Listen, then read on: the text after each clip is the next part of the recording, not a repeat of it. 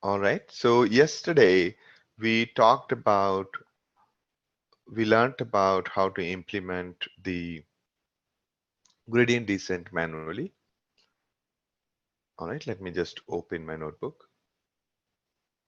So what we are discussing is we are discussing how to use TensorFlow. So it's kind of, we just get introduced to TensorFlow and with the basics of TensorFlow. And later on, as we dive into deep learning, the whatever basics we are using today, they will be of very much use. So while learning a couple of functions, we also talked about the required maths. Okay, so practically speaking, that in case you don't know maths, it should not worry you at all, because most of the algorithms, mm, most of the algorithms, you will be able to see that you can use a particular function from TensorFlow without having to know the underlying math. But it gives you good confidence about any tool. When you're using any tool, it gives you good confidence of using the tool if you know how it is functioning. All right. Otherwise, it will always be a bit of magic for you. So it's important to go over that. So yesterday we talked about the basics of TensorFlow and we implemented the gradient descent using TensorFlow. First, we implemented the normal equation with TensorFlow, and then we implemented the gradient descent. All right. So this is where we were. Is it clear to everyone how it runs? Okay. So first we prepared X, then we prepared Y, then we computed, we assumed theta values. Thetas are the coefficients. Coefficients means the impact of individual features of X on the Y is based on these coefficients. Okay. So when we say model, model means theta. Okay. Model means theta. So then after computing, after first we assume thetas, then we basically the objective is to start with some assumption and then start predicting the value, right? So so when we say y predicted, we are basically here we are we are basically multiplying all the features with theta, right? That's our predicted value. And this is our error. And then we are computing the mean square error from all these errors by squaring it and computing the mean. And then we are computing something called gradients. So at this point where we are, meaning where we are at these values right now. So for these thetas at this point, what is the gradient? Okay. So we computed the gradient using this equation, and the way this equation comes is by the way of um, computing the slope, which is basically differentiating the error with respect to other values. Okay, with respect to the differentiating the error with respect to thetas, and that's how we compute the gradients. Gradient means how the error is changing with respect to individual theta. The theta is the model, and that's what we are computing the gradients. So we are figuring out the rate of change of error with with respect to the gradients. So using this rate of change, what we are doing is we are computing next set of thetas, saying that, okay, the rate of change looks, this side, the error seems to be reducing really fast. Therefore, let's go to that direction. Okay, so that's what we are doing. So we are subtracting the gradients, and of course, we are multiplying a constant value to the gradients get the in order to get the next value. So tf.assign basically assigns something to a variable. Okay, we have defined the theta, the thetas here. Okay, so when we say assign, we're basically saying theta equals theta minus this. Okay, and here once we have assigned, then after assigning, we get a handle to it. It's called training op. So when we'll run it, then that only then it will basically execute. Right now, we are just kind of writing the step, which is creating the graph.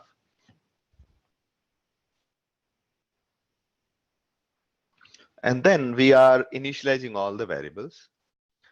Okay, again, this is also not being executed right now.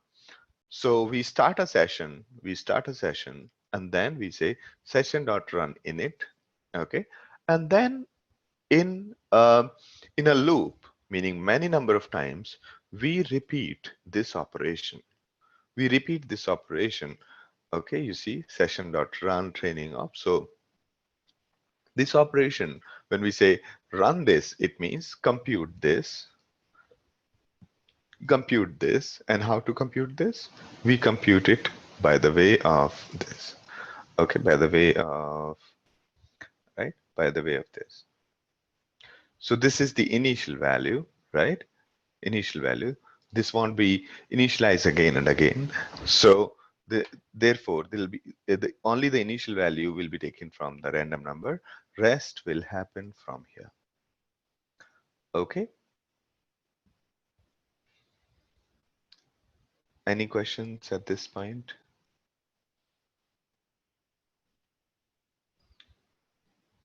So every time when we are calling session.run, whenever we are calling session.run, it's going to execute training op. Now training op will basically first try to assign theta to this, but then it'll basically, it is a big graph.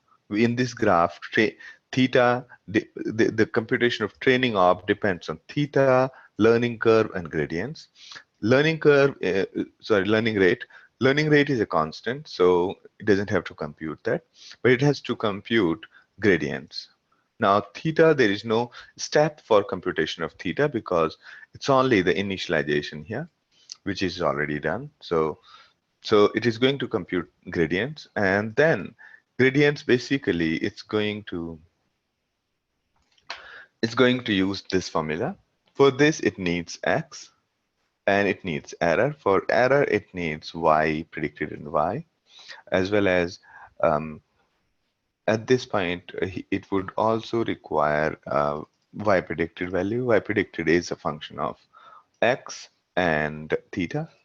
Okay, and this one is constant. All right, so you can see that this is basically executing a graph. Although we did not have to think in terms of graph, we only had to express our logic just like the way we usually do. And here we have also defined the assign operation.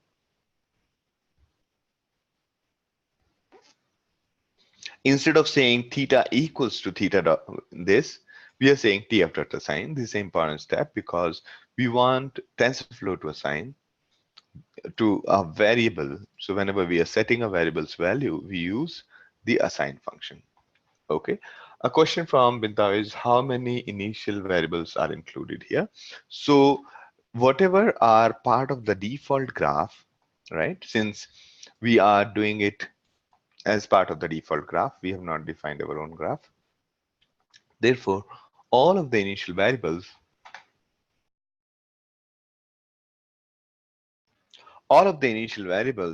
are included in this. Okay, meaning there is only one variable here actually. Okay, do you see any other variable? X is a constant, Y is a constant, and the only one that we have is the in the initializer is theta. So this is the only variable that's being assigned, that's being initialized here.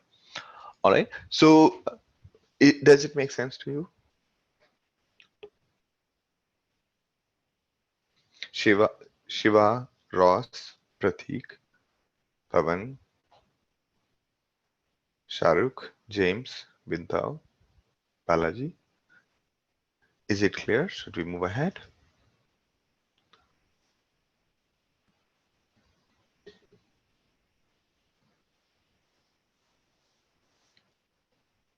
I think in one of the sessions we should just log in as anonymous users, okay, or just any random handle you should give, so that you can ask questions more freely. And okay, we and probably in the next session that's what we should do. All right. So just instead of your own name, you can log in with some handle. Yeah. So I've done this experiment in past, and so in one of the online corporate trainings, um, somebody was I realized that people don't, even though the students were something like 30 in a class, in an online class, there were around 30 students, 30 learners, and they were pretty bright people, and nobody asked any question. So I requested them to, log in with any handle or LIS they want to log in with, and that way, it'll be that way they will be free to, ask questions. So it actually worked with them, and I found that the liveliness was far more when people were anonymous, because the problem was their manager was also in the user, so that was another restriction they had. Okay. So they were just too conscious to ask a question. Okay, so we should all do that probably next time. Okay, and yes, and it's not optional. It is kind of, we should make it like mandatory, because in case let's say it's optional, and n minus people out of n have logged in with their actual name, the last one will not be anonymous. Correct. So we should have these anonymous sessions, and that would actually help asking more questions, and will give me better feedback. Okay, so this is what we are trying to do here. It's generally we are not wired to look at the code or look at the maths, but since it's very much required, we must learn to do that. And that's one of the reasons why, because we are not wired to look at the code or look at the the maths. That's why these things look a bit boring, and I'm still figuring out like how can we make it more interesting and more involving than this. Okay, so please keep asking questions. That's the only way to keep the session more interesting. All right. So yes, and you should joke. That's okay, Ross. That's completely okay.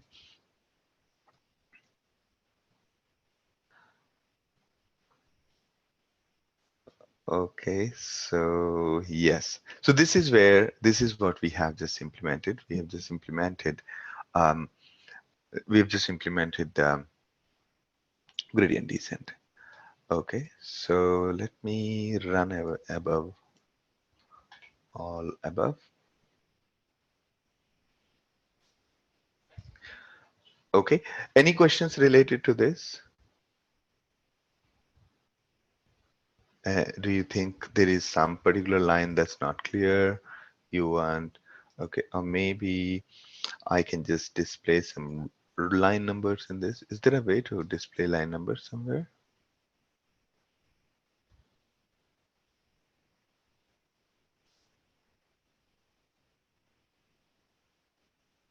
Okay,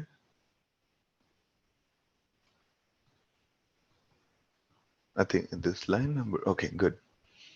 Yeah. All right. Is there a doubt on any of these lines? Just go through this once, and it's important to know what goes.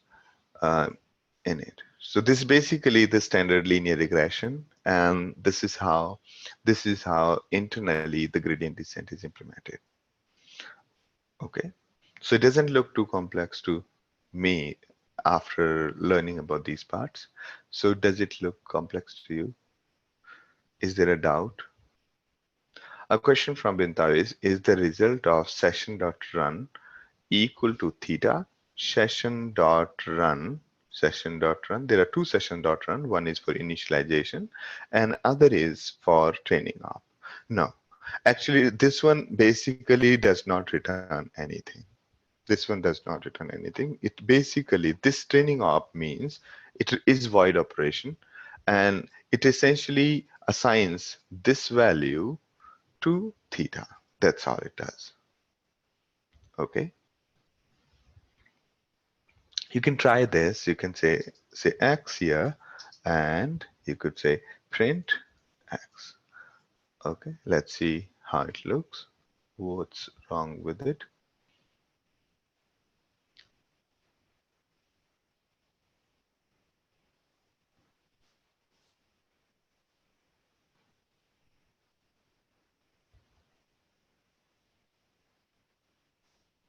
Did we reload or something? I see. Somewhere this is popping out. We had put the question mark, right? Yesterday we learned that if you put a question mark, it shows the documentation of the same. Okay. Yeah. This one. Okay. And all right. So I think this is where the error is occurring. Let me just do a git pull and everything will be okay. All right. Let me just do a git pull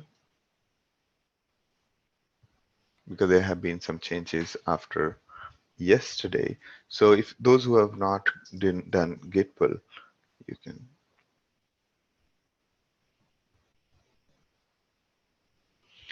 Okay, so all right, so I'll say git checkout, and yes. All right, so I think this will be okay, and here we go.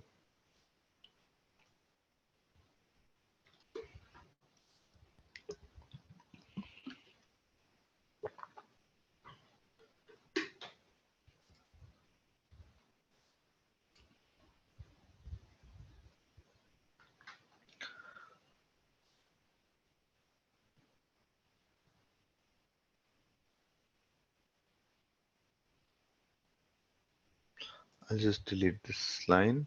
This line is causing that manual. Okay, good, good.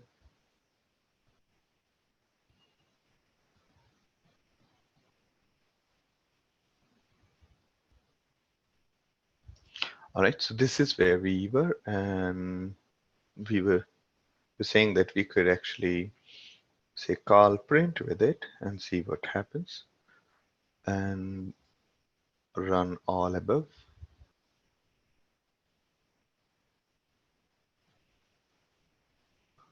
Okay, so all right. So here you can see that, okay. All right. So yes.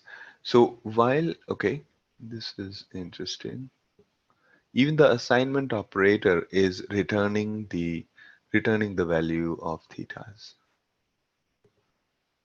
Okay, even the assignment operator is returning the value of thetas. Good, good.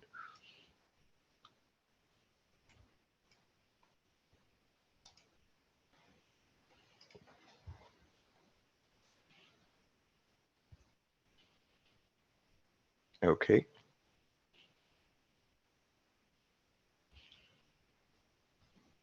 Let me also make it a little more friendly. Let's call it X for now. Let me say print. All right. Good. So this is our useful exercise. So the it basically is printing the x every time. Okay, these are the value of thetas. Okay, this was the initial assumption. So assignment operator actually, when it runs, it actually returns the value of theta. Okay, so good. Oh, we have called it twice. Not right. All right. So this is what is happening. So good question. Any other questions at this point? Everything looks okay. A question from Balaji is that what does it mean, this part? Okay, so yes, let's go up. Let's go up. So here, so one more, yeah, here. Okay, so we had loaded this housing from using the scikit-learn function, right? Housing is basically having two parts. One is data and other is target. And so here, first thing we are doing is we are scaling it, okay? Meaning we are normalizing it to bring it between 0 and 1, or bring it to not 0 and 1, basically bringing it to some standardization, okay, by using the standard scaler. Now, had we been using min-max scaler, it will be going to 0 to 1. Then what we are doing is we are calling the fit transform. Okay, this was actually, yeah, we are just calling fit transform on the standard scaler. So here, this data that you see is scaled underscore housing data. It is transformed to standard one. Instead of having the extreme values and sudden changes, we are bringing it to nearer to each other on certain scale. Then what we are doing is we are adding a bias to it, meaning we are adding one more column to it. In the beginning of before the first column, we are adding another column which has only ones. Okay, so we are just adding a column having all one values. So we are just increasing columns by one by adding one more column where the whole column has only ones in it. So this is the scaled housing data along with bias, right? So what we are saying is that along with maybe our output, remember our discussion earlier that when we are drawing a line, we need to figure out two parts. One is the slope of the line, and other is how far is the line from the center. Similarly, here we are trying to figure out a line that goes, or hyperplane that goes through the housing data. So we are not only predicting the slopes, but we are also predicting a bias. Therefore, we are adding extra column with one, and we're putting that weight. All right. So now we are basically just printing the mean and so on. All right. We are just printing the mean towards axis 0, towards axis 1, and so on. Okay.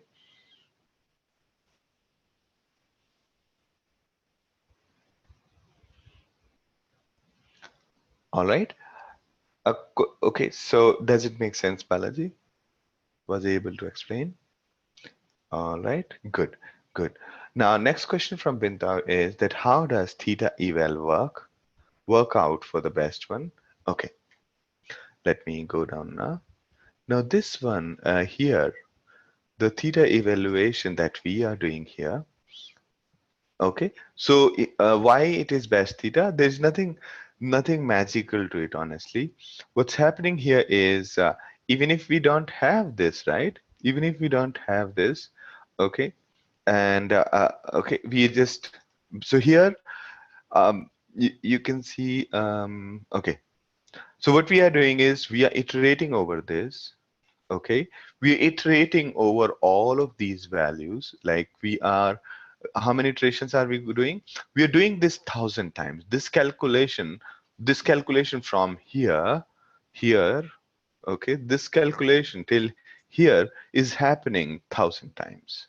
Okay, this training op is being computed 1,000 times. Okay, and while this training op is computed, it's essentially computing the new value of thetas. So after 1,000 iterations, we are printing the best value. Okay, so basically whatever we have computed, we are further just calling the way we were calling eval, the way we called eval here. In the same way we are calling the eval here. Okay, even if we let's say I'll show you, we can actually, yes. Okay, so this x is actually also this x is also best theta actually. I'll show you. Okay, let me just put print in both the cases. And so x is just one iteration before the best theta. Let's go down, right? So you can see that x is this, right? And best theta was this. See that? X is, this is best theta, this is x. Make sense to you? Okay.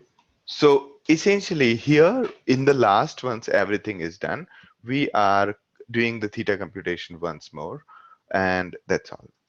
Okay. Even if we did not do this, still we will have best theta as part of x. Okay. A good question from Shiva. Question is that how do we know 1,000 iterations are good enough? Okay, so here basically we can call it early stopping or late stopping. We basically, after a point of time, the mean square error stops dropping further. It's dropping very slowly. Therefore, it doesn't make sense to go any further. Okay, so it's just a hunch, honestly, it's just a hunch. And in general, in the standard algorithms, it's basically based on there are actually various variations of it. Okay, there are various variations of it. And fixing the number of iterations is generally safer. If we are saying putting a cap on mean square error, that it that the point where mean square error stops changing, we should stop. Sometimes that doesn't change. So it's safer to just go with number of iterations here in this example. But stopping, at what point it is stopping, is kind of, there are multiple variations to it in the real algorithm. All right, good question. Now, okay, the another question from Binta was that does x is equals 0 refer to the value of all the columns? Okay, yes. It basically says that compute here, if you go up, it basically computing the mean in every, for every column. Here it's computing the mean of every row. Okay, that's what it means. And here is the overall mean of all the values. Okay, so that was our implementation of gradient descent algorithm. I hope this is clear to everyone. No? Feel free to ask, please.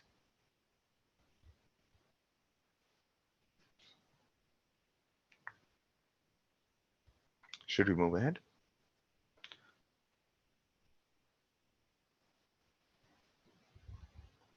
All right, great, great. Now,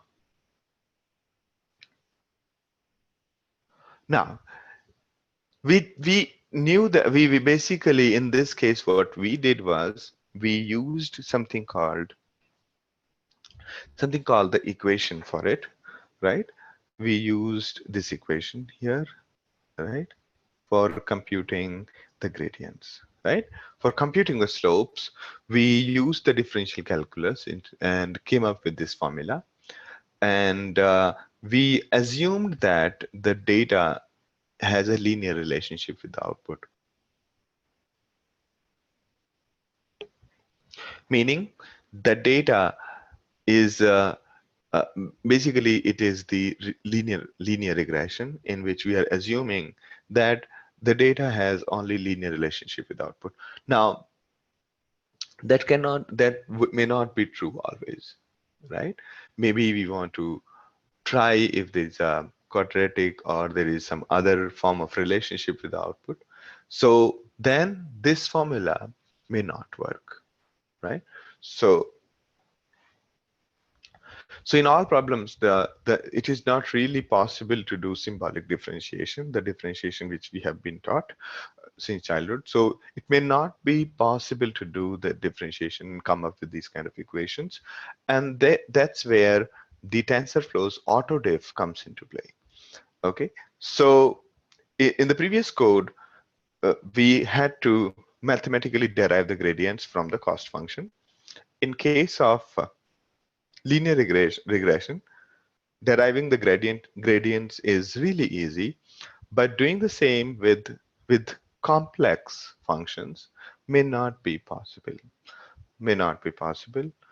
It would be quite tedious. Let's say we have a function fxy and we need a partial derivative of this one with respect to x and with respect to y for maybe performing gradient descent or some other optimization algorithm. So there are four options to find partial derivatives. One is the standard one, symbolic differentiation. Some other is numeric. Then other is fast forward or reverse mode autodiff. We will cover these details later. And just to keep you informed, the automatic differentiation from TensorFlow uses the reverse mode autodiff. All right. So again, let us say our function is say a really complex one. Fx is e to the power, e to the power, e to the power x, right? So if we do the differential calculus, how do we do that? How do we do the differential calculus? How do we differentiate? So the differentiation of e to the power x is e to the power x. Okay. So the differential of this whole expression is this, multiplied with the differential of the expression. Okay. Differential of this one, which is this, and then multiplied with the differential of this one, which is this. This is called chain rule. Okay. So there are basically the exponent function is being called 9 times, and the exponent function is actually very costly. Okay. So it's being called 9 times in this example, right?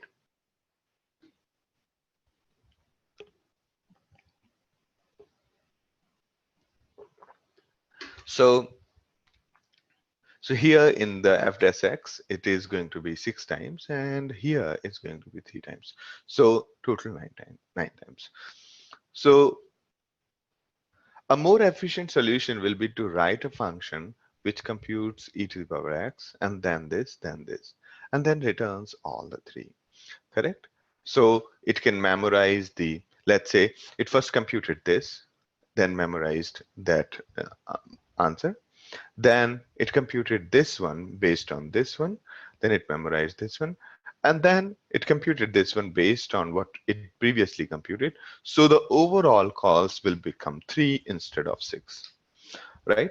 So basically the if we are going with algebraic way, the overall complexity is higher, and and therefore it is better to go with the numeric way of computing differential in most of the cases. So So TensorFlow's auto-diff feature efficiently and automatically computes the gradients for us. All we have to do is change the gradients in the gradient descent code with this particular one. Okay, so here we are saying that differentiate MSE with respect to theta at this value of theta. Okay, at this value of theta. So please keep in mind that algebraic differentiation we always computed was dy by dx, right? We always said, okay, here is an expression of y, compute the differential. We will basically, that's the only information given. Differentiate with respect to x. But here, in case of numeric differentiation, as opposed to the symbolic, here in case of numeric differentiation, or in case of autodiff, we need to provide at which point are we looking for the value. Okay, it's a definite differential, you can say. We put the value and it gives the results. Okay, so that's all. Let's take a look at it. Now, here this was an example of compute. This example we gave yesterday, that if your function is fx and we don't care what is inside fx, we can compute the differential ourselves by using this kind of formula. Change a value of x a bit, compute f, change the value of, as in decrease the value of x, compute f, and then subtract the two, divide by the change. Okay, so we are here. Okay, this is the answer which we were doing yesterday. So yes, we were able to compute. The we were able to compute the differential without knowing what's inside fx. Okay. A question from Binta is reverse mode autodiff. Reverse mode autodiff is on the lines of numeric differentiation.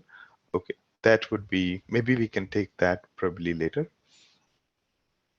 Another question is, does gradient refer to the derivative here? Yes.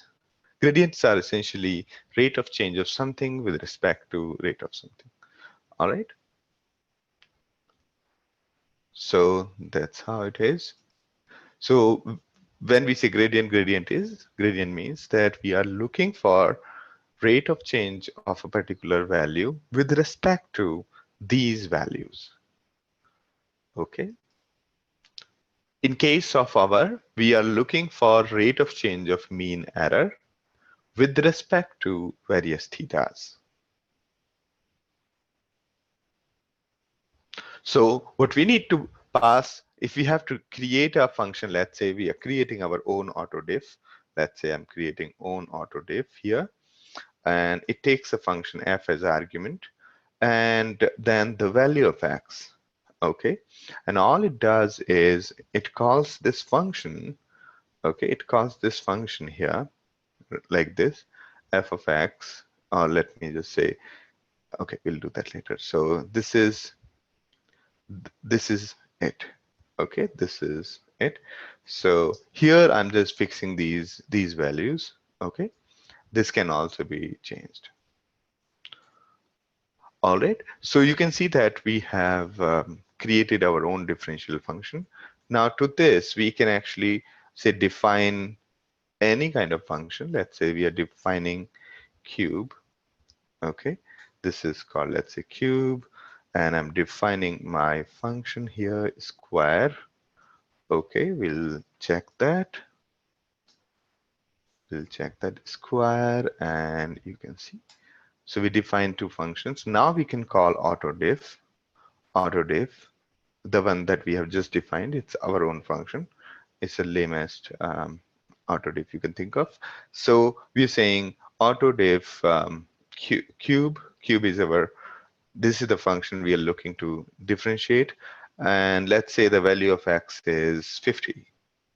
Okay, so ideally, as per our algebra, the differential is what? Differential of cube is 3 into x square. So that's going to be 3 into 50 square, right? Which is going to be 3 into 2500. right? So let's check if it is working. And auto diff is not defined here. That's right. So you can see it came to this value, which is correct, right? Similarly, let's say we are doing the same thing for square, right? Square. And we are saying, let's say we are differentiating square. So x square, the differential of x square is 2 into x, which is going to be 2 into 50, and hence it is going to be 100, right? So we can just see that. So the value is approximately 100, right? So this is the layman's autodiff, you can see. Okay.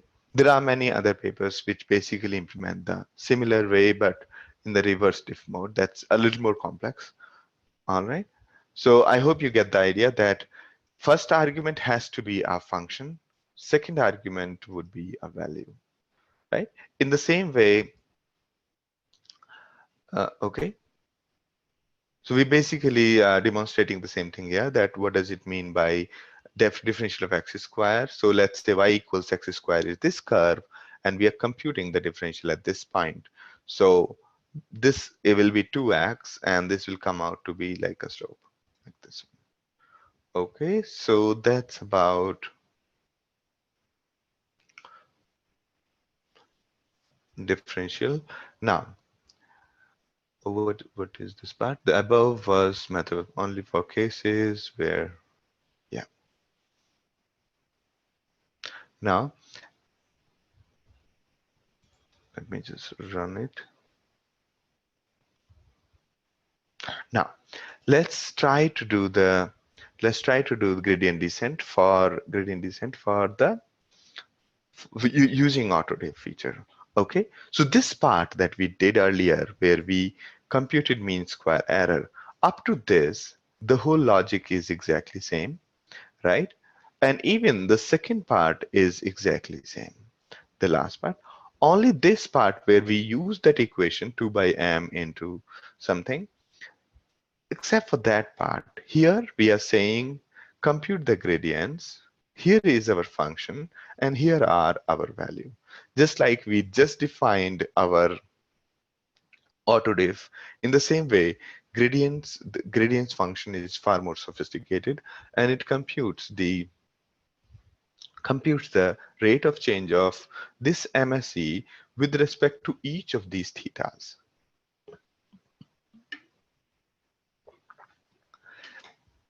Okay, so basically rate of change of gradient MSE, this is the MSE.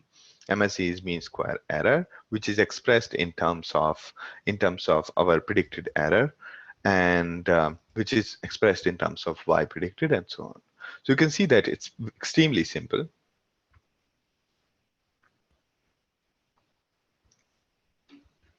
All right.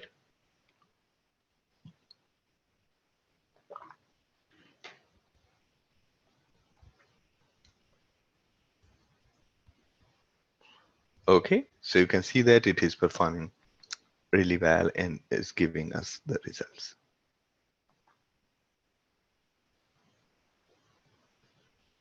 Okay.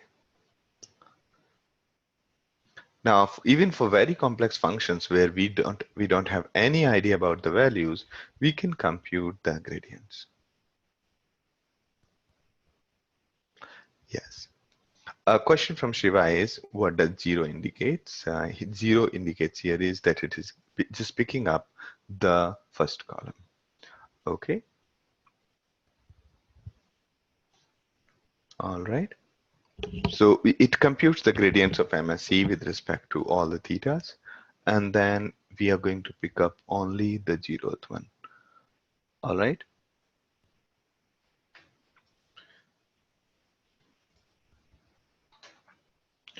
So yes. So gradient function takes the operator. Here in our case it's MSE, the mean square error, and a list of variables. In this case, it's just theta, and computes the gradients of each variable in the list. Okay, it computes the gradients of each variables in the list. So I'm just wondering that shouldn't it actually do it for all the columns? Let's see what happens in this case. And let me define here, say width, width. We can always tweak the code, and that's the idea about notebooks, that we can always have our piece of code. And if it wasn't like this, then how would it look like? Okay.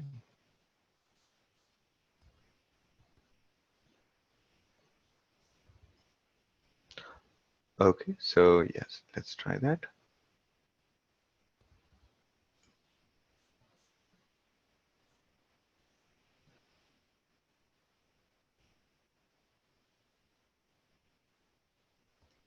Okay, so let me see if it says session.run.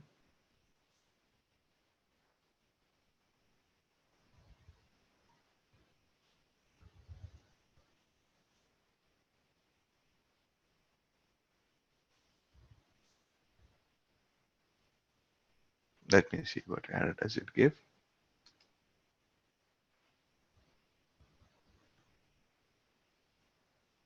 Oh, we did not do initialization. Okay.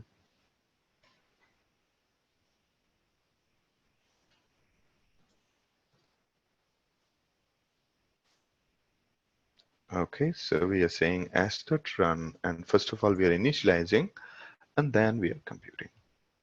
Okay, so here you can see that it returns two columns, right? First column is thetas, and second column is the data type. Okay, so if we just print this part, it will only give us the gradients. Okay, so what happened here? Okay, yeah, so we'll have to do it. Okay, all right. I hope this is clear to everyone. Why are we doing 0 here, right?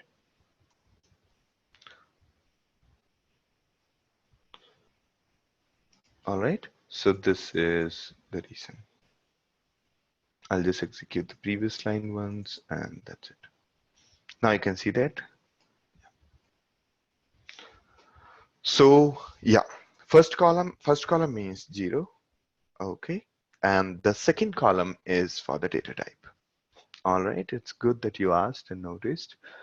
Okay, so all right, great. The reason is the gradients basically returns the thetas as well as one extra column with the data type. Okay, so therefore we are just picking the 0th one.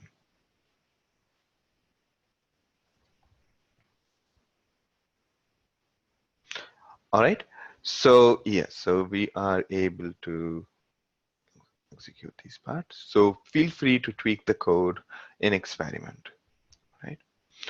Also here, even if the function is really complex, we can always compute the gradients using the same mechanism. Okay, using the same mechanism. And right, so we have just defined our function, which looks really complex, and we are saying that, okay, my function is working fine. We tried calling it, and then we defined ABC, the three values, and called AB as three values, and we just defined one more Z. And then for a range in this range, we are computing this. Okay, so we are computing Z. All right, so what is that we're doing? Okay, so we are saying Z equals this plus Z into this. So we are iteratively adding values to Z. Now, even for this kind of complex calculation, we are able to compute the gradients.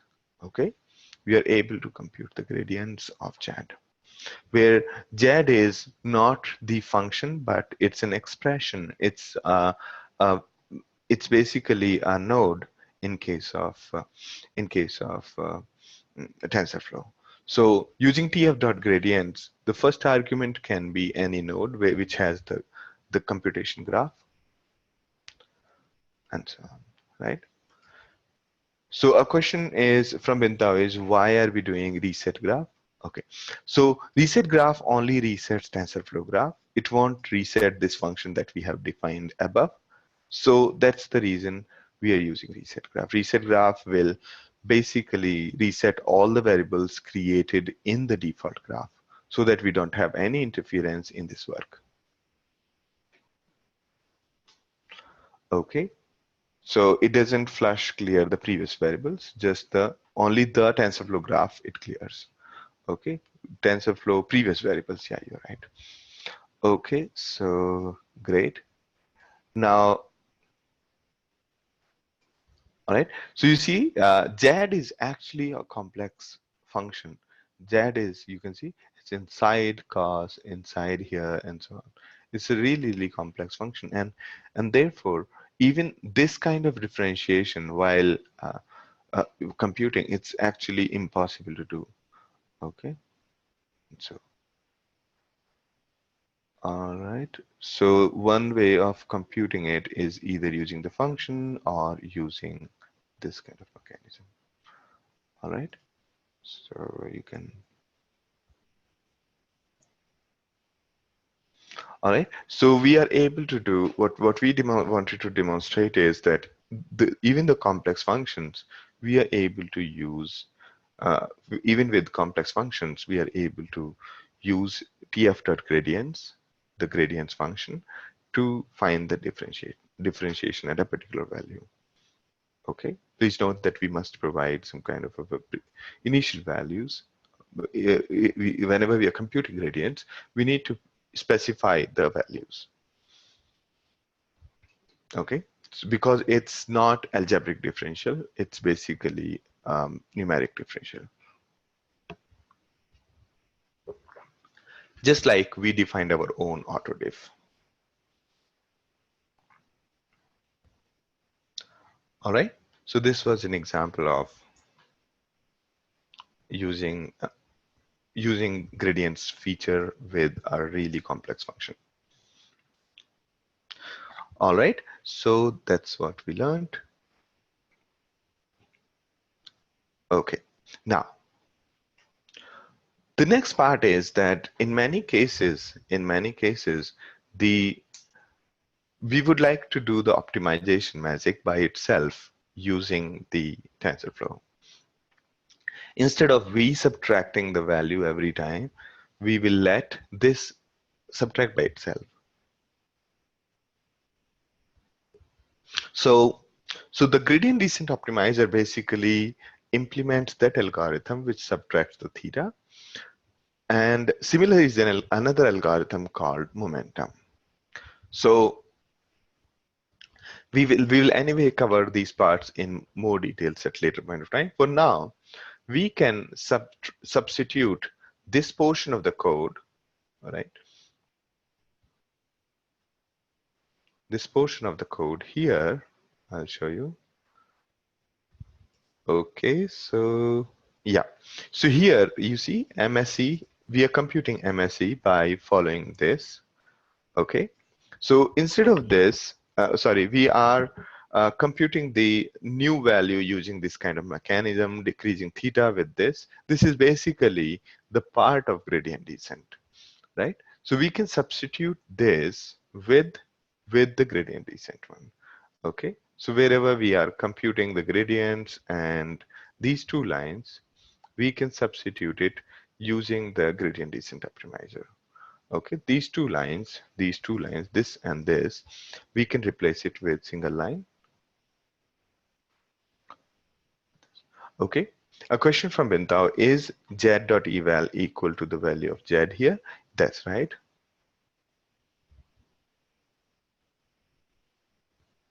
Okay, let me show you.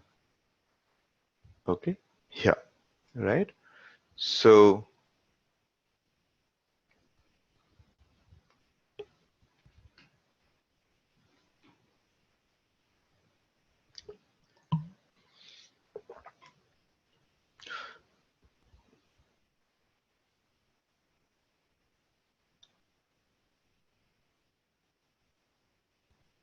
Okay.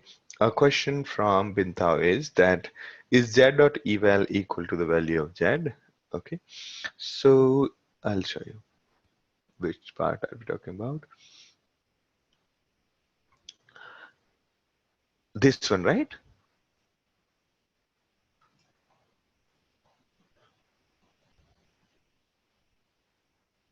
Is that your question with respect to this one?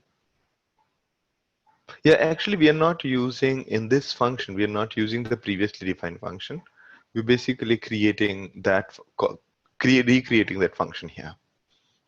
Okay, same function as above. Okay, whatever function was there, we have recreated it as this one. Okay.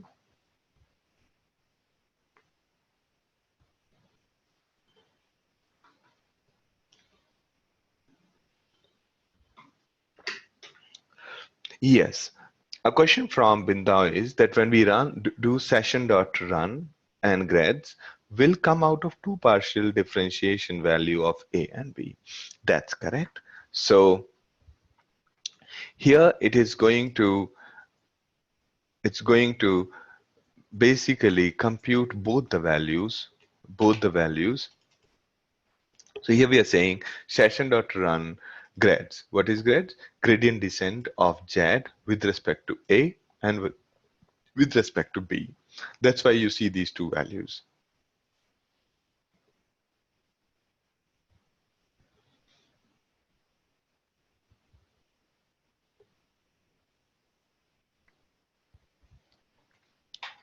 Okay, so that's right. James, could you help me understand the question? So, but computation of Z only starts here. So here, basically, yes, that's correct. So here we are saying print the value of Z. So it's just printing this value, some initial value given A and B. Okay, initial value of A, B, and Z. Given that value, it basically computes the value of Z once here. Even if we don't do this, still it'll work fine. Even if we have this part commented, then also it'll work fine. All right. You just wanted to print the value of Z initially.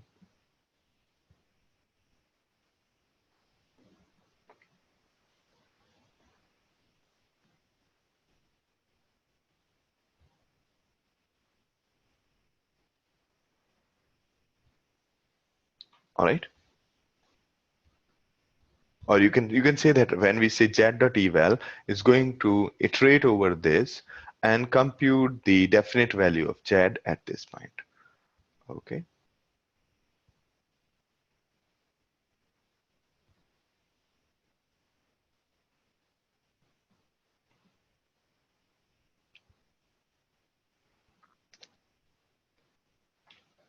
Okay. Is it clear? Should I explain again? So we defined A, we defined B, then we defined Z. Z is a constant and A and B. And Z can also be a variable, that's completely okay. And then we are computing this. Okay, a question from Siva is, so Z is 100 iteration of that function. So here we are not using the function above. We're just saying that Z is being recomputed, okay, every time in this function. So Z is a function of Z itself. You can see Z equals A into tf.cos and so on. So Z is a function of Z itself. And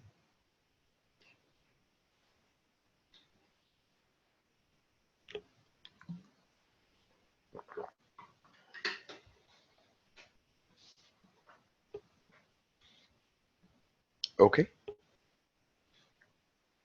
great, great. So Shiva, did I answer your question?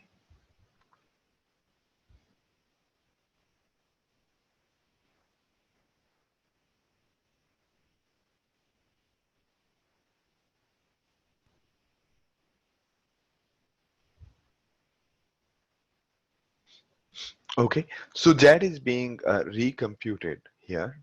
Z is a function of Z itself. So initial value. So Z equals to A into TF dot cos of this, correct? So initially A will be 0.2. I mean, A will remain 0.2 actually. And TF dot cos of Z, okay, again, is going to put the value of Z 0 here. And then the rest. Okay, then again, the next value of Z is going to be the equal to here, since the Z is now updated. So every time in a function, the Z is being updated on every iteration. Okay, so that's what is happening.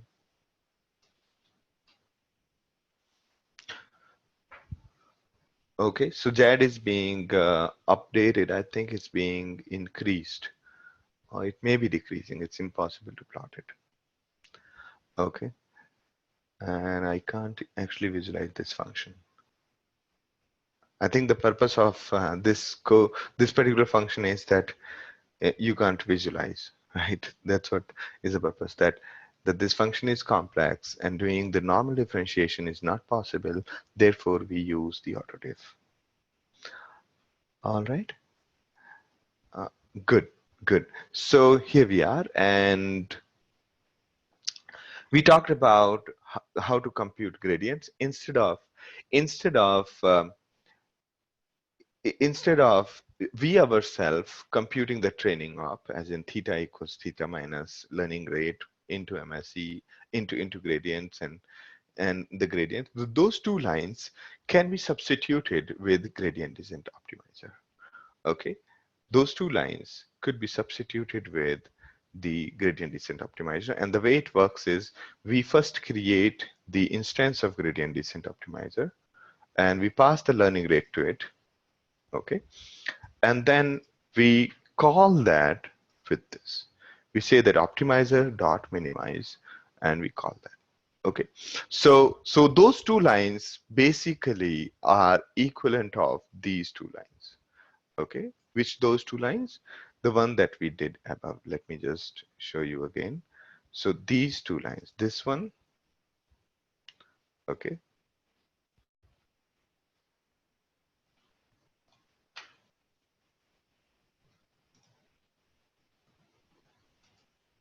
okay, one is this, other is this.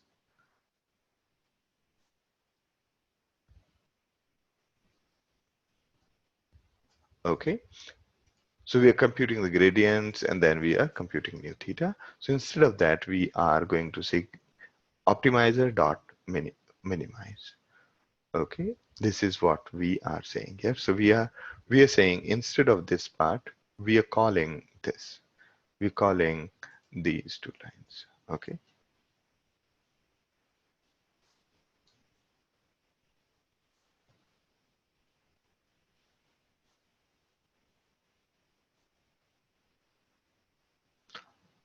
All right. So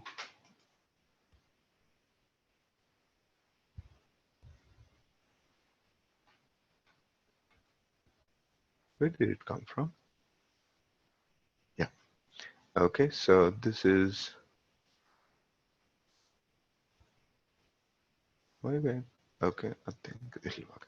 All right. So yes. Now you can see. So basically, instead of we first computing the gradients and then computing new theta, we are letting the gradient descent optimizer, because that's the that's about abstracting out a particular logic. So gradient descent optimizer essentially does this internally. Okay, so gradient descent optimizer is part of tf.train. So we basically using a function from TensorFlow, which internally implements whatever we did just now. Okay, but that does not mean that we don't have to loop. We still have to do the looping. Okay, we still have to do the looping. It only those two lines is what it substitutes. All right. So we still have to do the looping, as in we have to do the iteration by ourselves as of now. Okay, is it clear to everyone? What does it mean by gradient descent optimizer? No?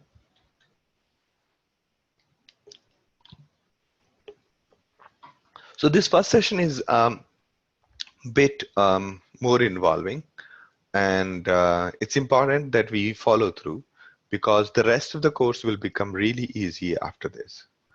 Okay, rest of the course will become really easy after this. So in case there is any part, whether related to the differential calculus or related to linear algebra, related to any part, if it is not clear, please let me know. Please let me know.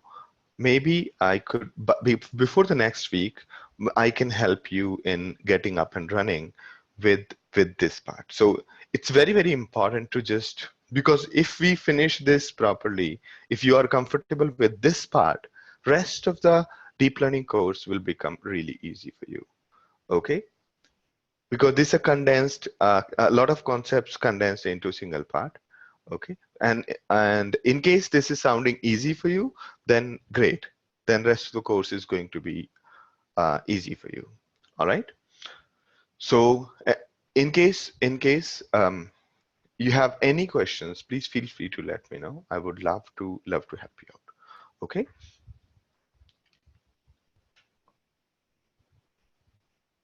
because when we are in corporate and when we are working for some time, like 10-15 years, we kind of forget these basic concepts.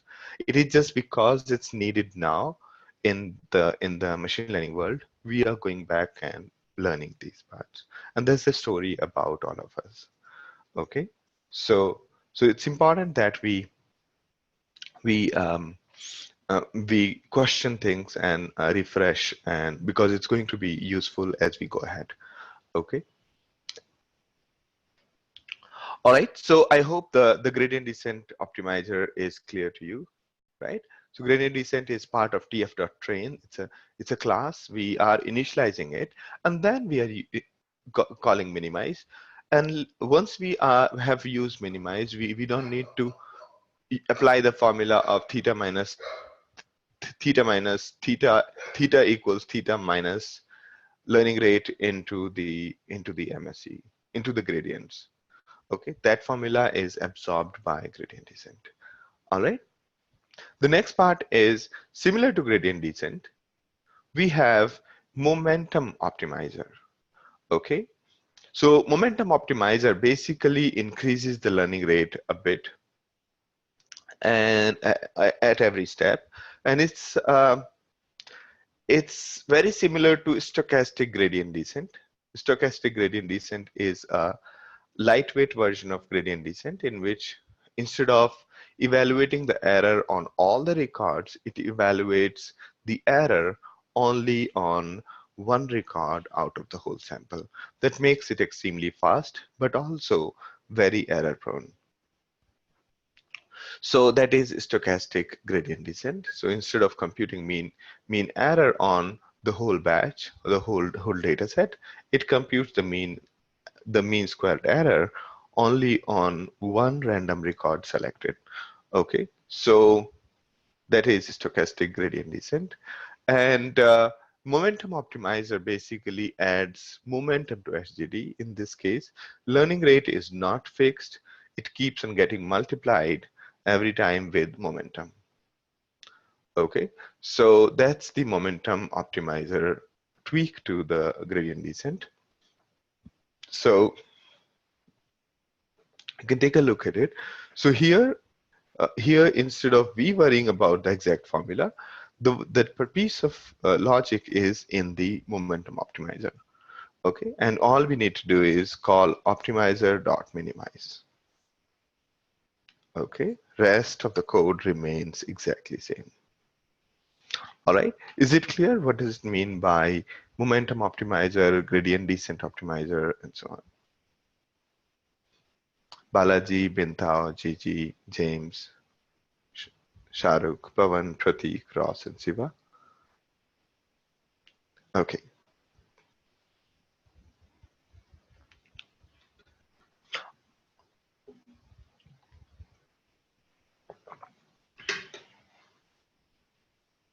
All right. So again, there are many ways of going down the hill. I mean, trying to find out what is the minimum error possible, right? In case of gradient descent, every time we compute the gradients, every time we compute the slope, right, on in every direction, every time we compute the slope, we multiply the slopes with something, a fixed value called learning rate. Okay, that's what we do in case of gradient descent. But in case of momentum optimizer, the same thing is done here, except that there is one more constant called momentum. So we pass momentum to the momentum optimizer, and internally what it does is at every time it multiplies the basically along with the error, it basically sorry, the way we were computing theta equals theta minus learning rate, it also multiplies there with the momentum. So every time the learning rate keeps on becoming faster. Okay, so learning rate keeps on becoming faster. So that's the idea here, and that's the idea behind momentum optimizer. So it's a slightly different tweak to it. So in our case, in case of stochastic gradient descent or gradient descent, so okay, let me take a step back. So in gradient descent, we all know that all we did was subtract the theta with learning rate multiplied by gradients, meaning the slopes. That's what we did in case of gradient descent. Now, there is something called a stochastic gradient descent. In case of stochastic gradient descent, what it does is it only computes the error using one randomly selected record. So that's the stochastic gradient descent. There is a slight modification to the stochastic gradient descent where the learning rate, the learning rate is not fixed. It is increased using the momentum. Yes. So learning rate is used to alter the, so momentum is used to alter the learning rate. Okay. You remember our earlier discussion in case of the gradient descent. What was happening is that when you are about to reach the target, the learning rate keeps on the slopes are becoming really slow, right? It's kind of becoming flat, because of which our rate at which we are approaching becomes slower and slower, right? If we are on a very kind of a plateau kind of area, so what will happen is, let me just draw it. I think that will make more sense. We studied it earlier. So imagine that here we are, our error is like this. Okay, so at this point of time the slope is really high, right? So the next step is going to be bigger, right? Now the slope is again similar, but so the next step is going to be bigger, right? When the slope starts dropping, like here, slope is becoming slanting. So this next step is becoming really small, right? And then further, the slope is now further dropping to really low values. So again, it'll become really small. Okay, it'll become really small. Now, you can see as the slope is dropping, as the slope is basically becoming towards zero, the rate of change of theta is also becoming really low, right?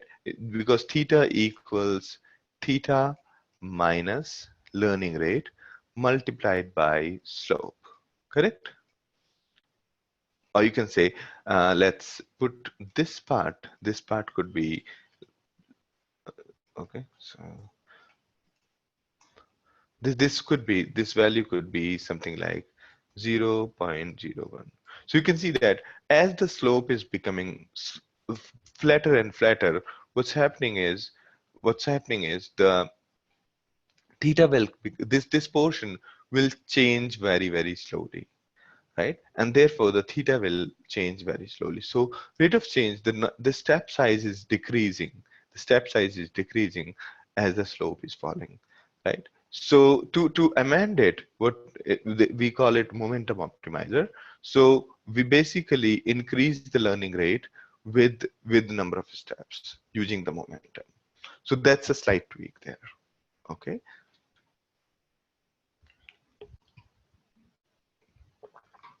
there's a slight tweak with respect to momentum optimizer.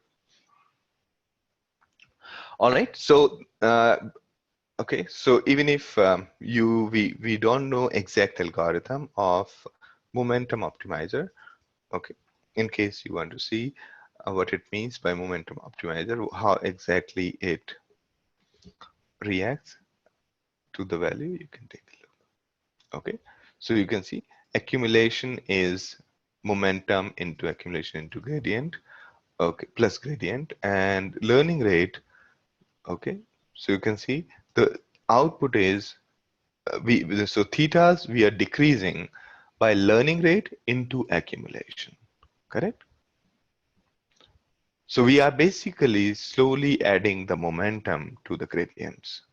Okay, we are slowly adding the momentum to the gradients.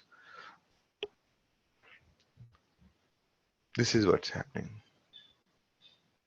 All right.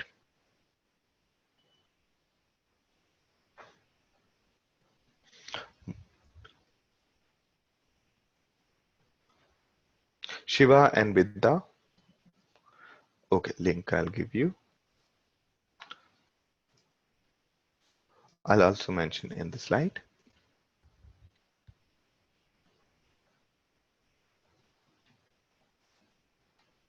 Okay, or I'll just put in the yeah.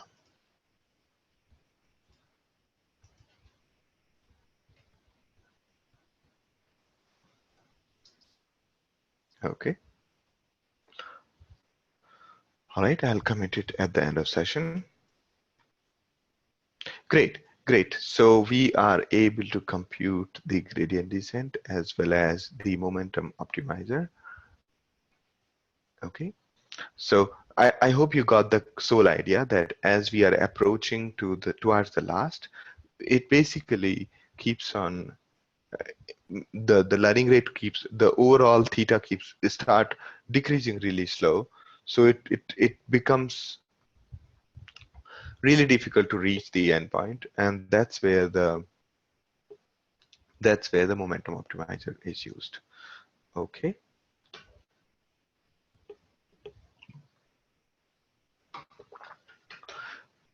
All right. So let's continue with next topic if everything is clear so far.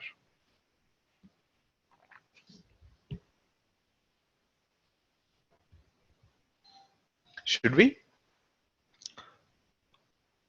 Yes. Balaji, Gigi, and Shahrukh, Ross.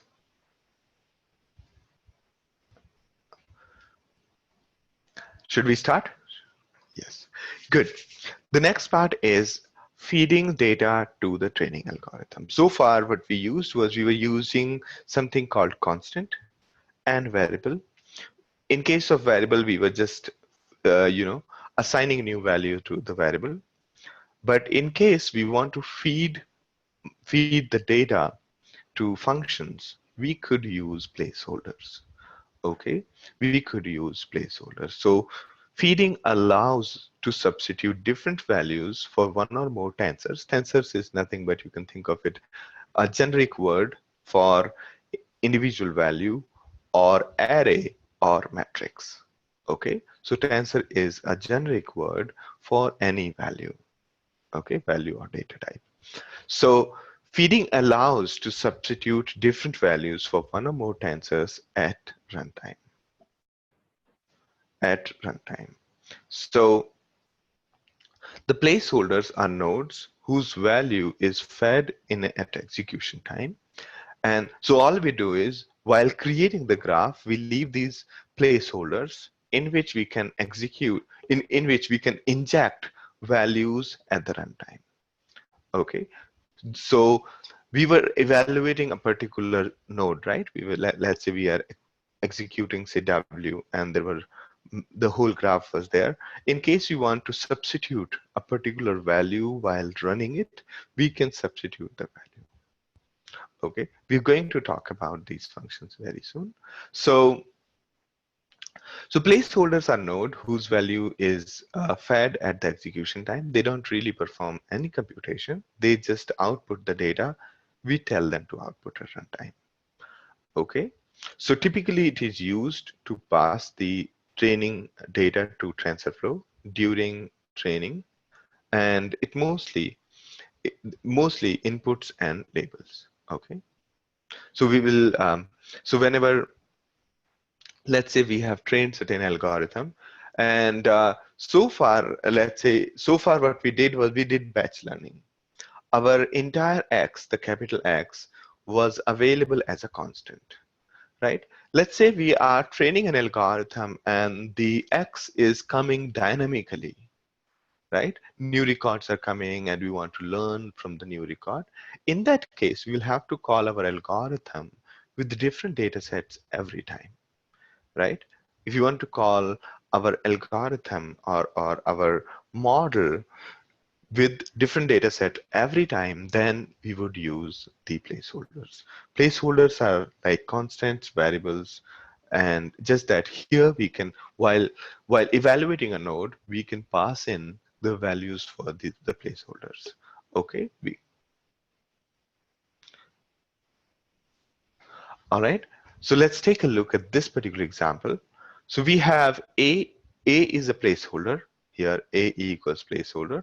The shape of A is a matrix in which none means, here when we say shape equals none comma 3, it means that it could be infinite number of records. And 3 means there are 3 columns. So many rows and 3 columns. You can say any rows or 3 columns and 3 columns.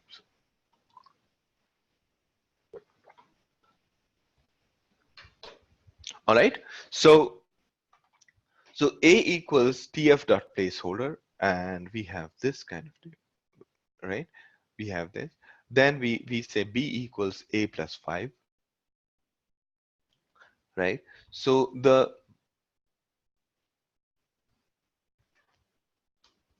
we are adding 5 to A, right?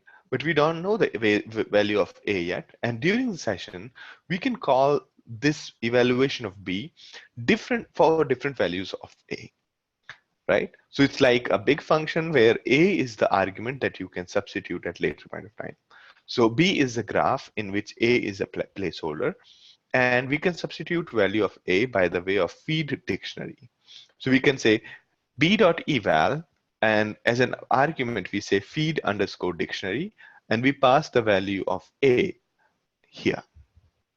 We're passing the value of A as 1, 2, 3, and so on.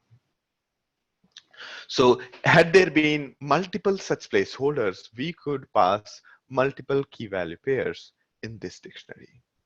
Okay. Also, here we have only passed one row with 3 columns, but we could also pass 2 rows with 3 columns. This is basically a 2-dimensional array with 2 rows and 3 columns. This is again 2-dimensional array with 1 row and 3 columns. All right. Okay. So in this diagram, we have value, add, and matrix. This one, we'll talk about this later. We'll talk about this later. Value is something we are going to describe after this. Okay, don't worry about the diagram. So this will make it more clearer, right? So placeholder essentially is just a placeholder, as in a variable here. Okay, where the value can be injected dynamically while calling it, right? So imagine that this was a big function instead of a graph, and we are passing these values to it. Okay, so that's the way it is. So all it does is it creates a node B, and while evaluating B, we are passing the feed dictionary to eval method, and feed dictionary specifies the value of A. Okay, so we're going here. Here is what we have done as evaluation. So you can see that. So here this is value of B and this is value of, right, these value of B val 1 and B val 2. Value of B for this value of A, value of B for this value of A. Okay.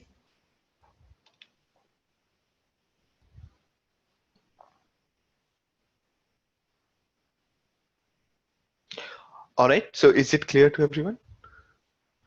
Let's take another example here. Let's take another example called mini batch gradient descent. Okay. Mini batch gradient descent. Now, mini batch gradient descent is an interesting example. So let's try to implement uh, gradient, the variant of gradient descent in which a small batch is coming every time. Okay, so at every iteration we are injecting the value of x and y and then training our algorithm. Okay, earlier what happened was the whole data was available to us upfront. Now let's say we want to do, say, kind of a streaming application. What does it mean by streaming application? That or stream processing application. What does it mean by that? It means that the data is continuously coming, and what we want to do is we want to train our model on incoming data. Okay, so imagine that a mini batch of data is coming to you every time, and every time the data comes in, you want to update your model. You want to retrain, or you can say train on the new data as well. So all we do is, in this case, instead of defining x and y as constant, the way we did earlier, we say x and y are just placeholders. Okay. So here, in case of the mini batch gradient, so here is the logic. So we are saying x and y is this, theta is this, y predicted value, everything is exactly same. We are using the gradient descent optimizer, and we are initializing the value. And then here in this part, we have defined an artificial function called fetch batch. Okay, all this fetch batch does is, given some iteration, it gives you some random sample from the data set. So it creates a random seed, and then it picks up those, creates the indexes, and then picks up those indexes from x and y. Okay, so we have created an artificial function which gives us some record. Let's say here we are saying the batch size is 100, so we are um, dividing the total number of records by that batch size. Okay, so that is our number of batches. So what we are saying is, give us this data in we were creating this artificial function called fetch batch. What it is doing is, underneath, it's basically giving us some records out of the total, right? So only few records, only the batch size records to us every time. So for example, if we say fetch batch, the iteration is first, and batch index is, say, something, and for this iteration, this batch. Okay, so first iteration, first batch, and give me 10 records. So it'll give us 10 records here. Let me run this one as well. Okay, so it has given me 10 records. If we say 5 records or 3 records, it is giving us 3 records. So fetch batch is an artificial function that we have created to convert our batch-wise data into the say, kind of real-time data. So we are converting it to mini batch. So fetch batch is giving us on every iteration some amount of data. Okay, so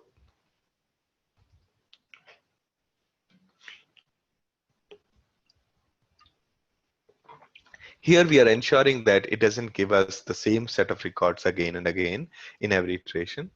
So that's why this particular piece of logic. Okay, so we've created a fetch batch. What it gives is, on every iteration, it is going to give us some records, just like you have database cursors, which give you some amount of records as you say next. In the same way, our fetch batch is going to give us the 100 records every time. All right. Now, The entire logic that we used earlier remains same except for this part. Okay, here we are just calling the fetch batch and feeding the new x and y to our training op. Okay, not much of a change, not much of a change in the logic. This remains exactly same except for x and y being placeholders instead of constant. Okay, so x and y are placeholders instead of constant. And what else has changed? What else has changed? We, instead of calling session.run normally without any other argument, we are feeding the new batch to it. Okay, the new batch to it. We are getting a batch using fetch batch, and we are feeding that to this run function. Okay.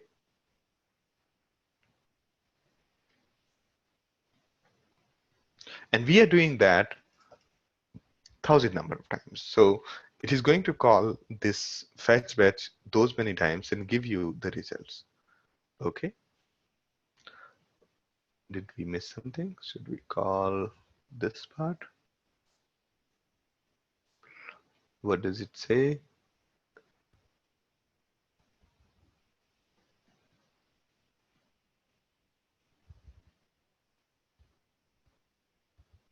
So we have done initialization. That's okay. Did we not do? Okay, we did the initialization here. Okay, so do you see any error in this code? Fetch argument cannot be interpreted as a tensor. The operation name is init. Okay, and is not an element of this graph. Okay, so did we make a mistake here? Input theta assign input theta. Okay, let me just go above. So we have X batch and Y batch. That's okay. And then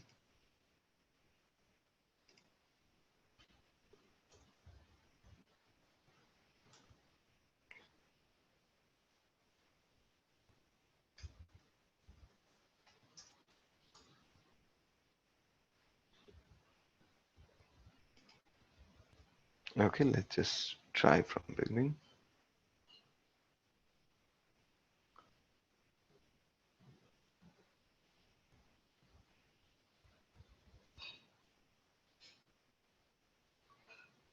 Yeah. Okay, actually we had interesting. Probably something was mistyped or something. Okay. So if we do from here again, then everything works fine. Probably we missed this part or something. Yeah, I think we missed this part. We were using the previous one and we did not have placeholders. Okay, so you can see that it has done the good job of finding the best thetas. All right. So we are able to inject new values to the various variables and call it.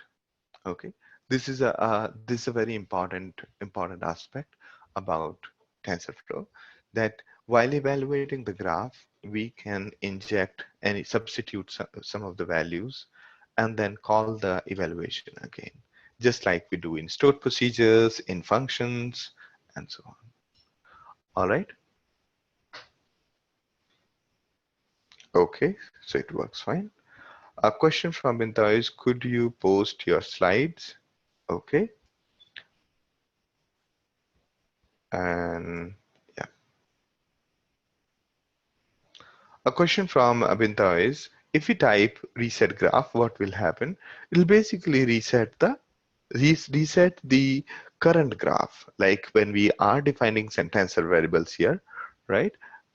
So when we are defining placeholders, variables, and all of this, this is happening in the current graph.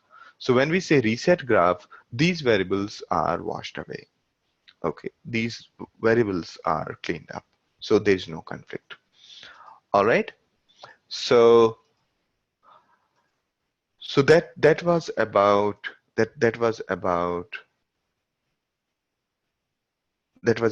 the variable substitution using the placeholders. Okay, any questions on this? So we learned three kinds of variables as part of TensorFlow. One is constant, other is variable, and other is placeholder. Earlier, the x and y were constants. Okay, then we are using the placeholders. All right. The variables we use is for the cases where we want the TensorFlow to change it, like in case of thetas, we want it to be changed and optimized there. Then we use the data type called variable. All right. So we'll continue from here after the break. Let's take a break for 10 minutes. Okay. Let's take a break for 10 minutes and break for 10 minutes. All right. I will share the slides.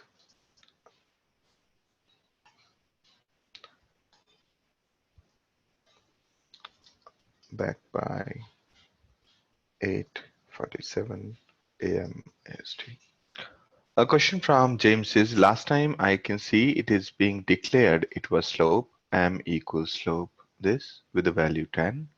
Okay, that hasn't changed yet, though I don't know why. All right, all right. So which one are we referring?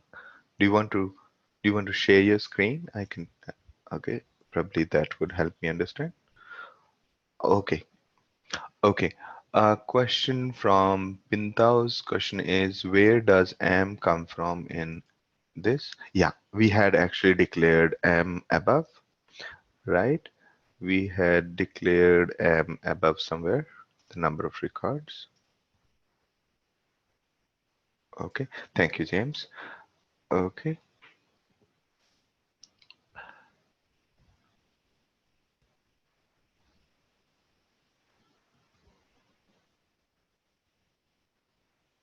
yeah, that's right. That's right. M has not changed yet. We are just using the m from above.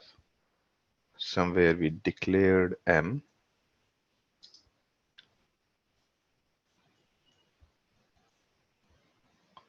Okay, so this is where we had declared m. Okay,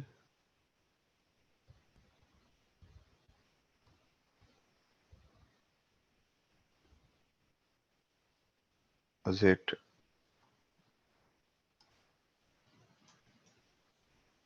Where did we assign the? That's a good question. Where did we declare m?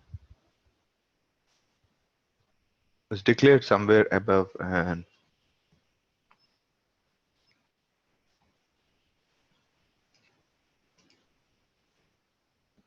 okay, or maybe we could just recalculate m here. Okay, so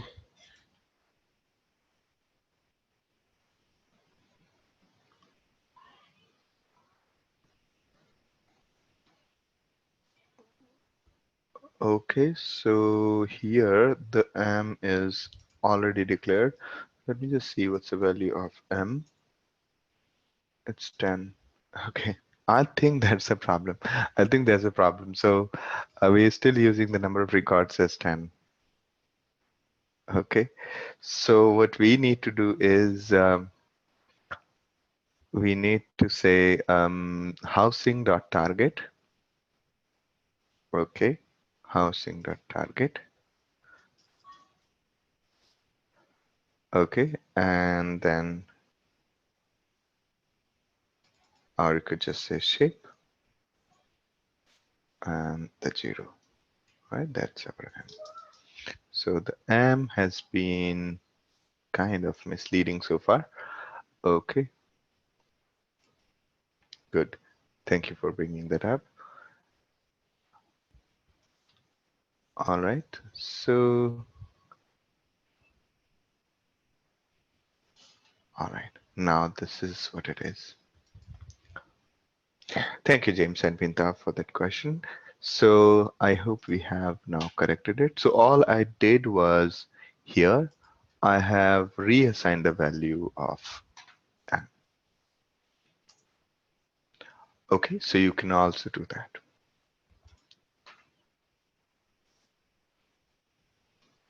Great, great. So far, what we have learned is the fundamentals of TensorFlow, and we did that using the various questions and problem statements.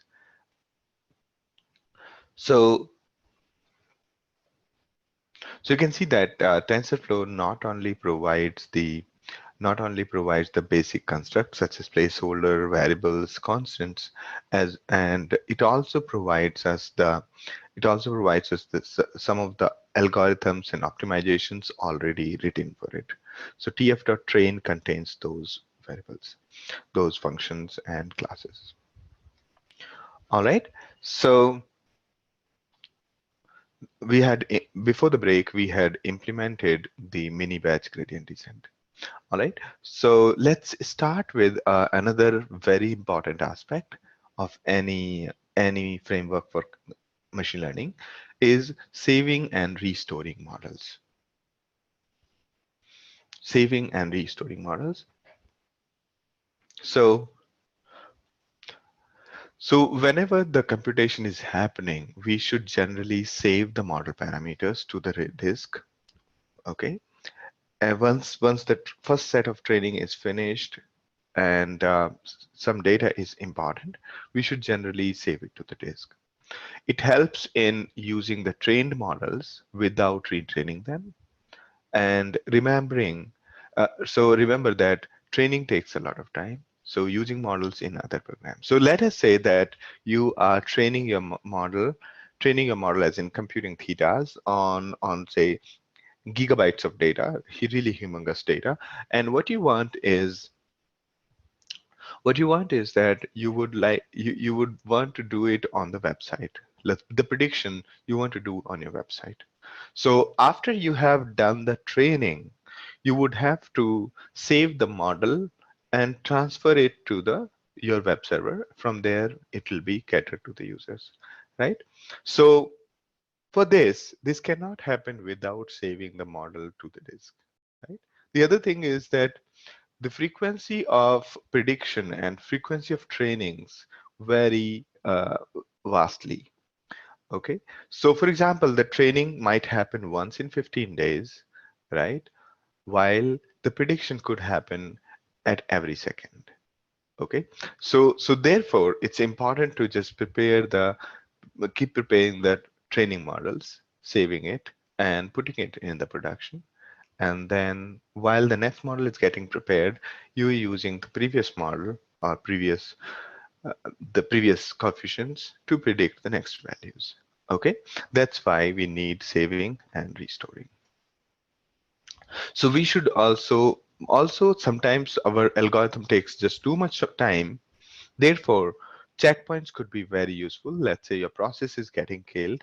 So while process gets killed, everything in the memory is cleaned up or deleted, and therefore it's important to keep the checkpoints, specifically for the algorithms that are taking hours or more than few minutes. So we should generally do the checkpoints for all of those. Okay, so if the computer crashes during training, then we can continue from the last checkpoint. So for that, TensorFlow out of the box provides something called saver.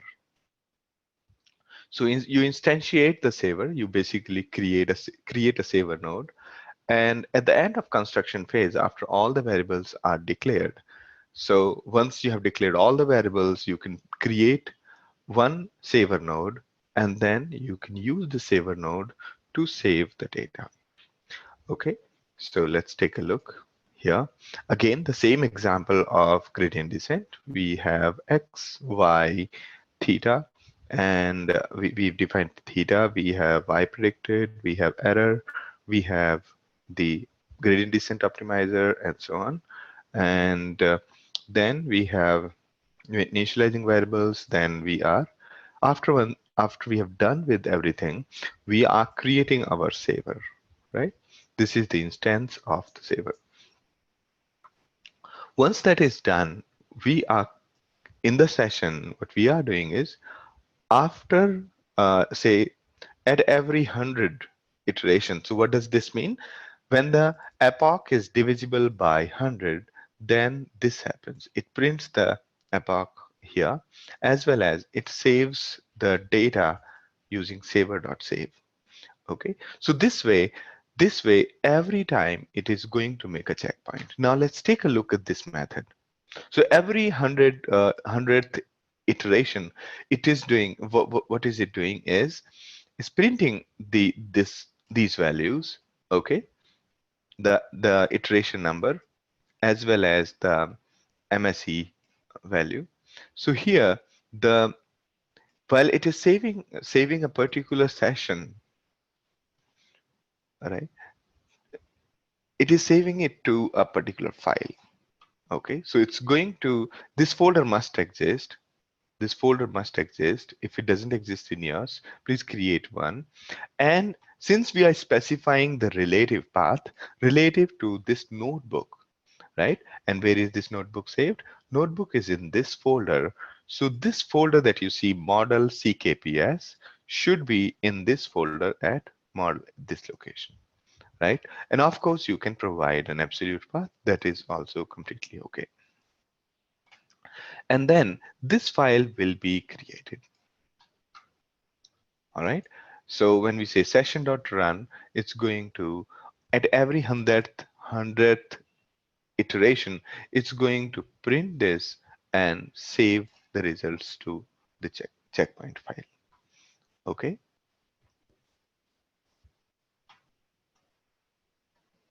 All right. Let's try to run it. So it has,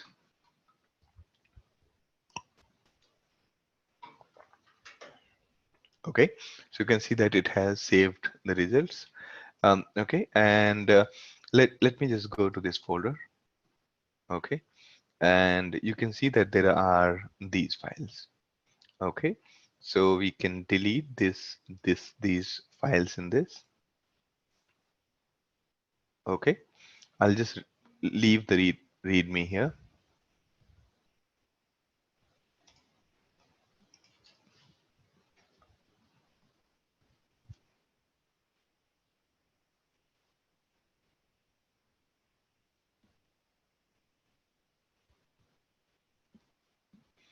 Okay, so let's try to run this again just to see if it is working.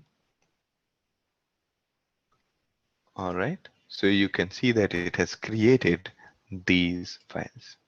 Okay, and here in the same saver is used to save the final model into a different file, my model underscore final. Okay, so here you can see there are three files created for each one. One is meta, other is index, and other is data. Similarly, for the second checkpoint, you can see there are three files, and these are binary data in TensorFlow's proprietary format. This is basically the format of this data is binary, so you can't see much even in the notepad. Okay, so if you drag and drop here, okay, so it's basically the binary data. So so so for every checkpoint there, every save, you can see that there are three files created. Okay, and here let me see if I could show you what's there in meta.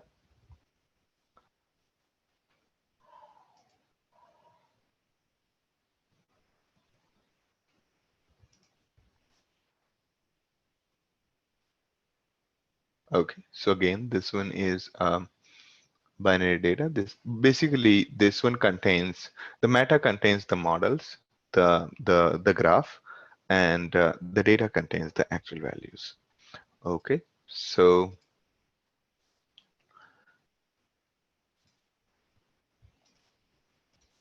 all right. So this way, while we iterate, While we are iterating, we can keep the checkpoints so that in case something crashes, you can generally continue from there. Okay, so far we have talked only about saving. We'll talk about restoring very soon. So can you all try this? Is it working for you?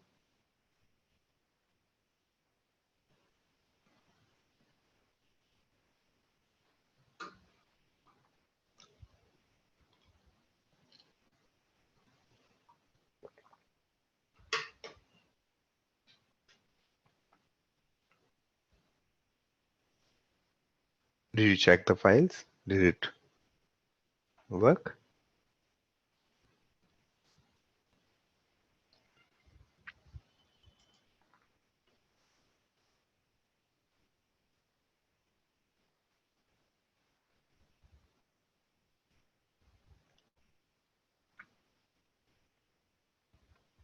All right. Gigi, Pavan.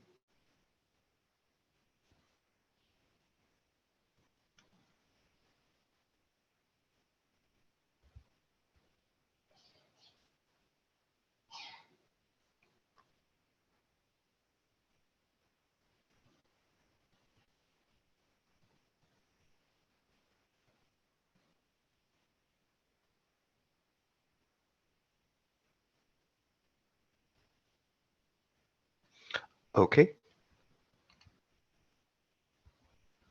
Okay. A point from Ross is that problem on Windows, access denied when I tried to create it locally. Okay. Okay. Probably this folder wasn't existing. Okay. And when you are running TensorFlow, running the notebook in Windows, I'm not sure what is the current folder. I think it would be somewhere in the documents or something, right? Just try removing the folder and then it should work. Does it work on Windows, that exclamation PWD?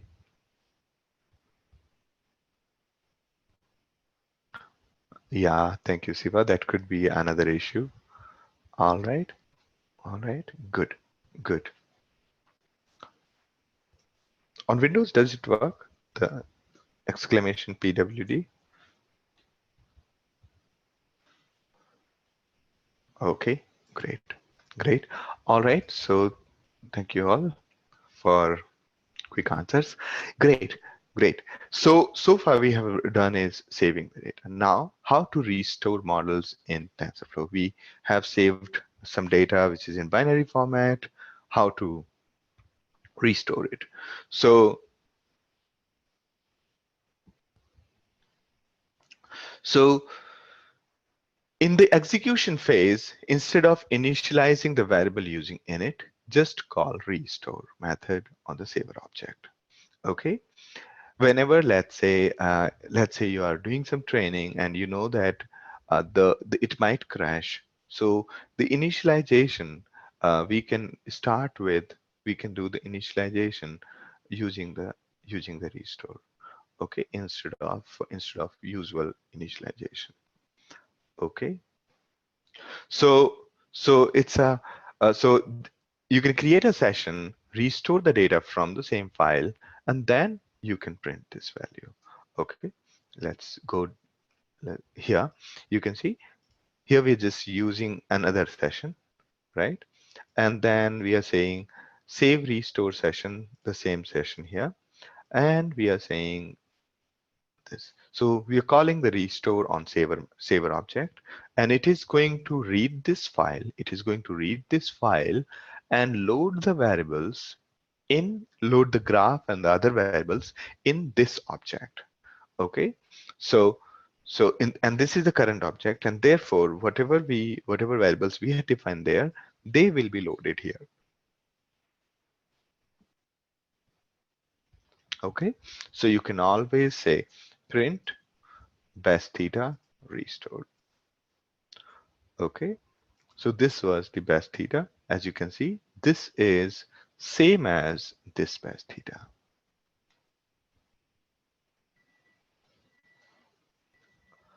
All right.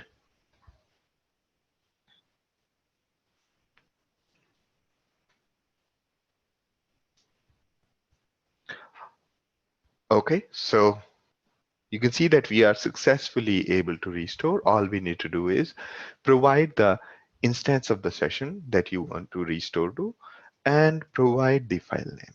Just like save, in case of save, we were providing the current session that we wanted to persist, and we were providing the file to which we want to persist. Okay, so the current session contains all the variables and of the graph along with the constants and other things. So all of those are restored here. And a quick way of checking is using a function in NumPy called allClose. Okay, it basically compares value by value and then prints true or false or returns true or false. So you can see that it has perfectly restored. Okay, so here we are successfully able to restore the model. We are successfully able to restore the model. All right.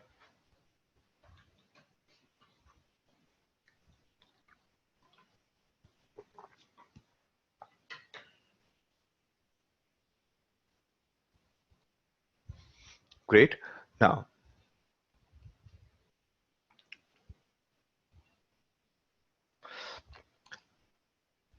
okay, so by default, the saver saves and restores all the variables under their own names. If you need more control, you can specify which variable to save or restore and what name to use. For example, the following saver will save or restore only the theta variable under the name weights. Okay, under the name weights, do we have weights here somewhere?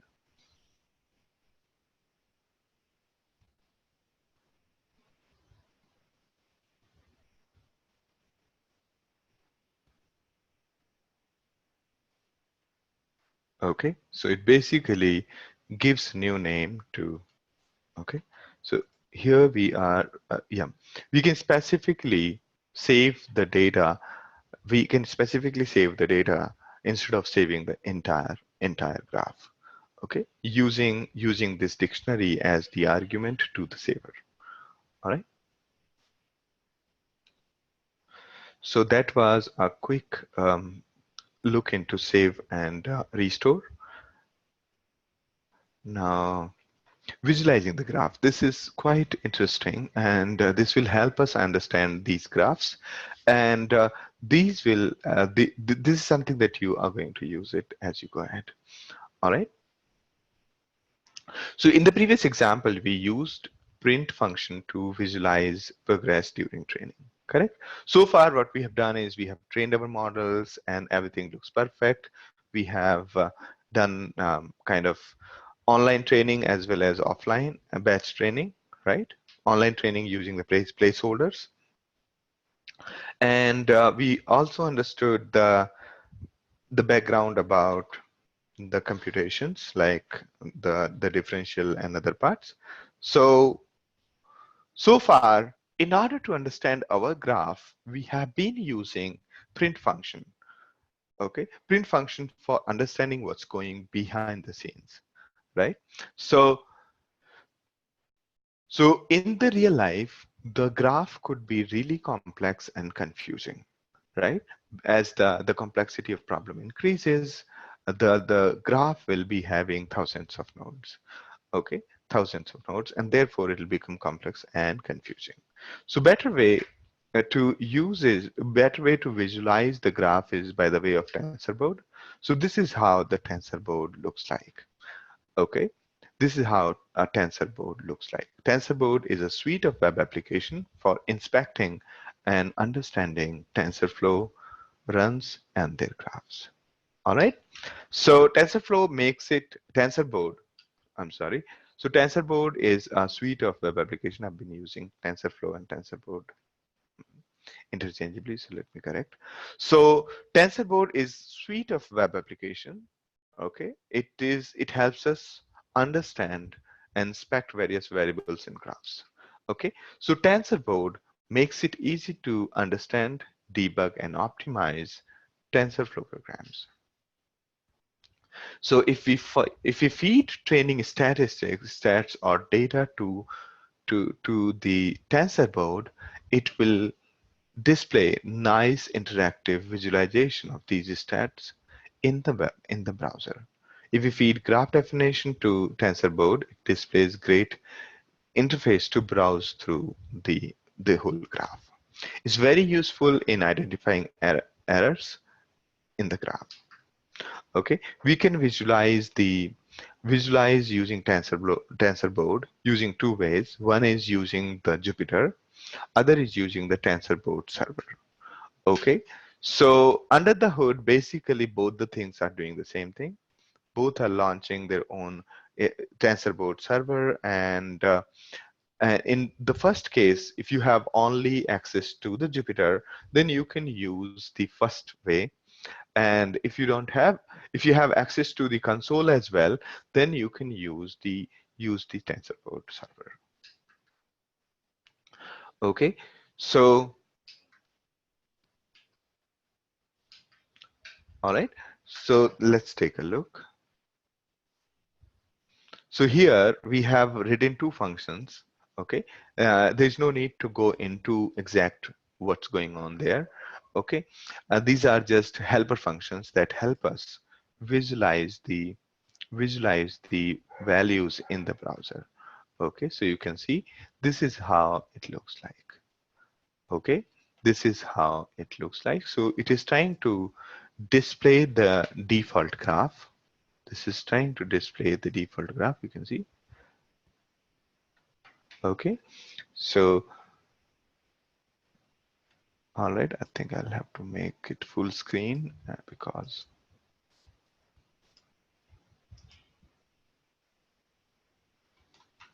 okay, so here is the graph.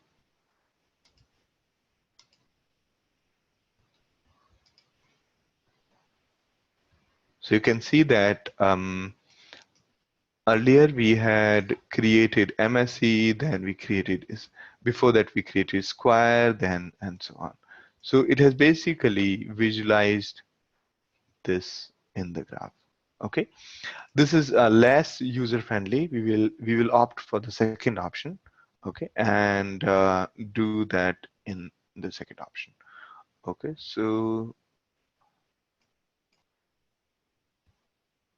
all right, it doesn't look nice. I'm finding hard time to go through this. Okay. All right. So basically this one is iframe based, and whenever something is iframe based, you always have problems with the scroll bars. Okay, so we'll use the proper TensorBoard. All right. So first thing here as right. Okay. So here what we are doing is, let's say we are resetting the current graph, and we are creating the folder for each run. Okay. So the way it works is that we're going to generate the logs. We're going to generate the logs as part of the process.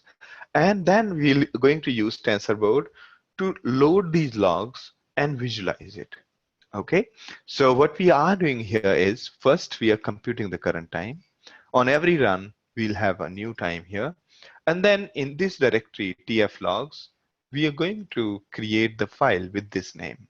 So this is our log directory. Inside TF logs, and there is a new directory created here. So we have the log directory here. Now going ahead, so let's say we are creating the same algorithm that we did earlier. So and once we are done with this, then there is something called summary writer. Okay, summary writer. So we are first computing, we are first creating the file writer, and then we are saving that. Okay. Okay, so here to make it more easier to visualize, we are creating a summary node. Okay, summary node, and we are giving MSE a name. So create a node in this graph that will evaluate MSE. MSE was this, right? So we are creating the summary node here. So this is kind of required. You will see the effect very soon because we want to visualize it.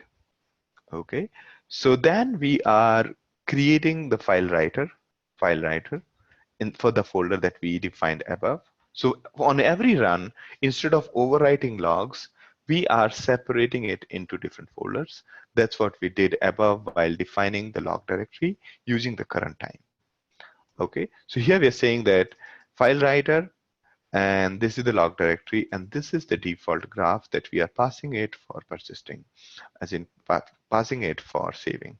Then we are doing the rest of the number of batches and the things that we did earlier, and we are calling that function. We're calling that function here. Okay. So again, so here is the actual execution happening. Above we have defined our graph. Here the actual execution is happening. We are initializing variables, then we are iterating. Okay, we are running various iterations, and then for batch index, for each batch, this is what we are doing. Okay, we are getting the batch, and in case for every 10th batch, we are preparing the summary. We are preparing the summary, and we are saving the summary to the file writer. Okay, so you can see that we had to put a bit of extra effort in order to generate some data for our graph. Okay, for our graph, we had to put in some amount of effort in order to visualize. So also let me just take a look at say deep learning folder. Okay, so here this is the logs directory. What was the log directory we have specified there? Going up, it's called tf underscore logs. Okay, tf underscore logs, tf underscore log. This is the log directory. We will just here there are so many runs in this. Okay, so we can maybe delete these for now.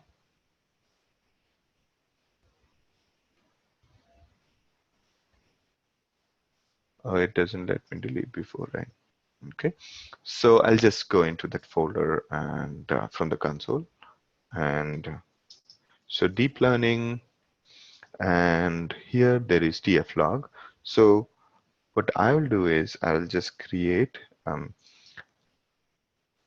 mk, okay, move tflogs to tflogs1,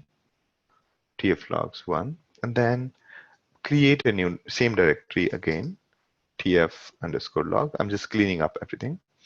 Okay, so here there was already a directory created, so I created another directory so that it doesn't, the older values don't interfere with the new values. So again, here we are initializing the log directory. Then we are defining our graph, the whole logic. Then we are creating one more extra node. This is what we are doing in order to visualize better. So for this particular one, MSE, we are creating one more node, and then we are initializing this. Okay, we are initializing the file writer. Next is that we are starting to do the training here. And what we are doing is on every 10th batch, we would compute the summary. We'll compute the summary, and we will add the summary to the file writer. Okay, so we are computing the summary, putting it as a file writer. Okay, let's do that. So what does it say? Let me start from the above. I think I missed some steps. Okay, define the log directory, created the graph, then we have okay, define file writer, and then okay, define the various variables. All right, I think I will skip this part. So then we are finally closing the file writer. So you can see best thetas are these. Good. So at this point, what we have done is we have created the folder, which we, okay, so you can, if I refresh it, so you can see that this is the folder that we have just created, which contains all the information about last execution, right? And this one was just done before that. Okay. So we have basically two folders created. Now we are going to launch the TensorBoard with that. Okay. So in order to use TensorBoard with our TensorFlow program, so what we learned just now is that we have to tweak the program a bit so that our program writes the graph definition and training stats to the log directory that TensorBoard will read from. Okay, so instead of letting it overwrite our log directory, we are going to use log directory different for every run by the way of using the now and then the now function based on the timestamp. Otherwise, it will merge everything and it'll mess it up. So the simplest solution is to include timestamp, and that's what we have done. Okay, so this is clear to everybody. Then we are adding the following line in the beginning of our construction, at the end of our construction phase. We are defining one extra node called MSE summary. We want to take a look at the mean square error summary in the graph. And then we are creating the file writer and saving that. Okay, so we are giving the whole graph, the current default graph, to the file writer so that it can write. And right, and then okay, okay, so we are providing the log directory and we are also passing the graph. All right, now this is the execution phase. This is where we are basically writing an extra value into the graph. Okay, we are using the MSE summary and so on. Okay, so here this is the one that we are writing extra information to the file writer. Okay, once we are done with writing, then we are going to run the TensorBoard. Okay, after running the program, it will create the log directory. Events file will be created in the directory and containing both graph definition and MSE values. A question from Minta is, file writer has the same function as saver. File writer is a bit different function. File writer is not for checkpoints. It is for TensorBoard. Okay, it is for TensorBoard. So this is what it generates. Okay, so then we start the TensorBoard server. So we go into this folder. Okay. All right. So what we're going to do is we are going to start the TensorBoard server. Please note these steps. Please note these steps.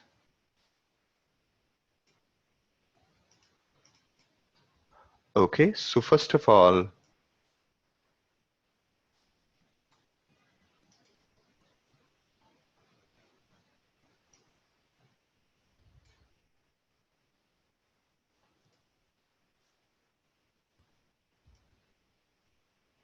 okay. So first of all, we are going to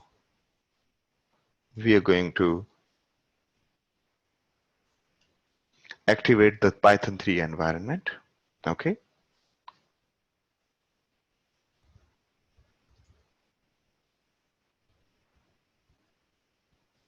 What happened to the Jupyter?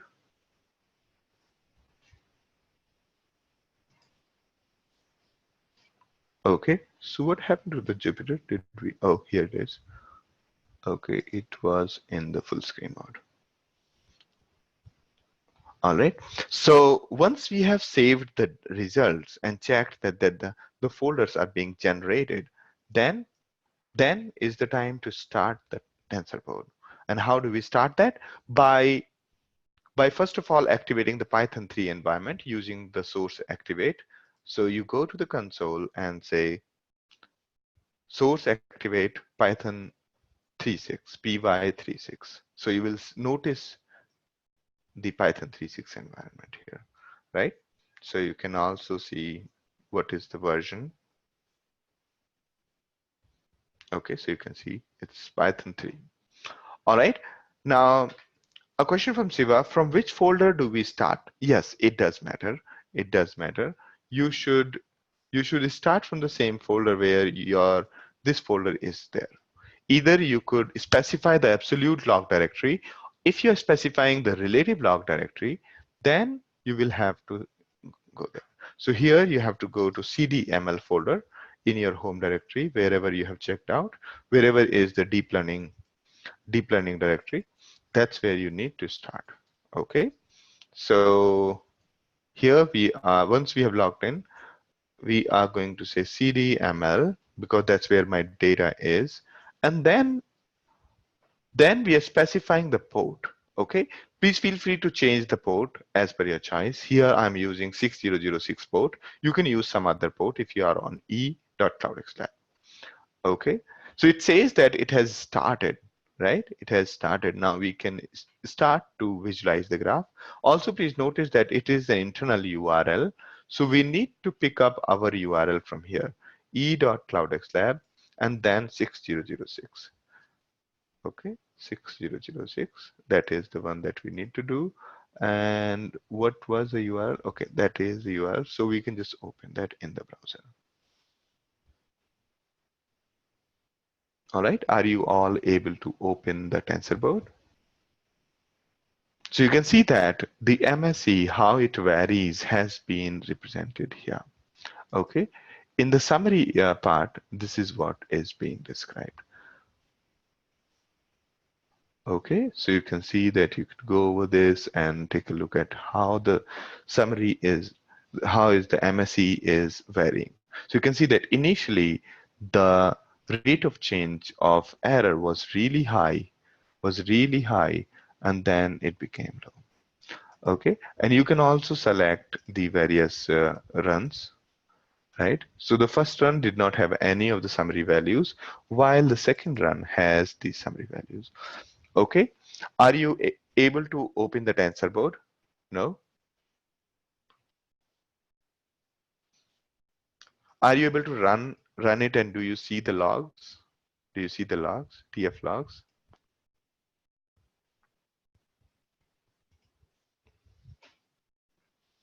Okay. If you are stuck, I can just take a look at your screen. So I can stop sharing my screen and you can share the screen and then we can take a look.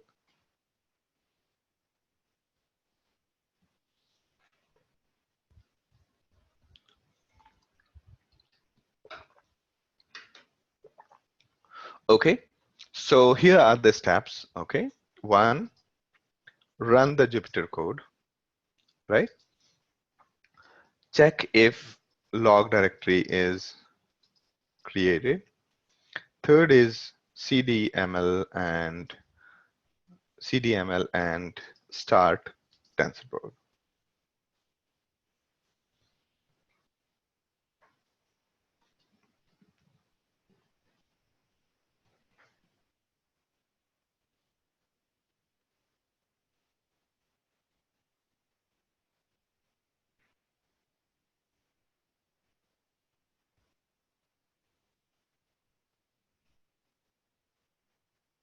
All right. Are you able to do that? And then open in the browser.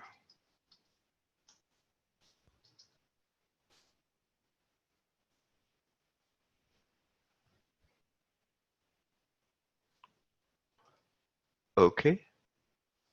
So in the console, you will see this message that TensorBoard is running at this. Press Control C to cancel. Okay. I went to my home directory and then went to ML folder, the one that I checked out.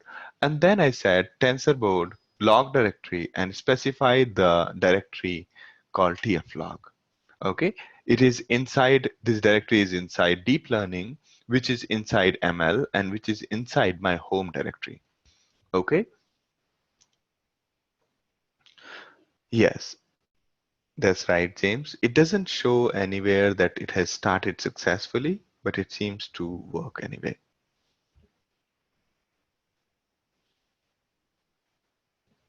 Yes. Shiva, are you able to launch? Pawan, James, Gigi, and Vintav.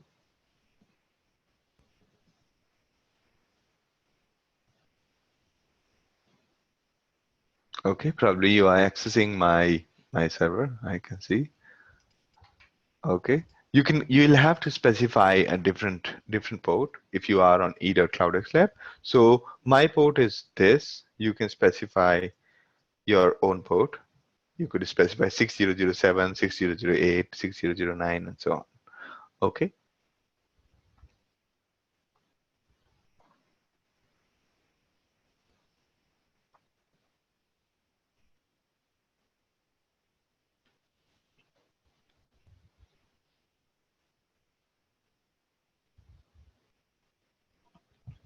Is everybody able to fire TensorBoard? Are you able to fire up TensorBoard? Okay. Okay. For Siva, it worked because the port conflict was there. Sure, I can take a look at your screen. Go ahead.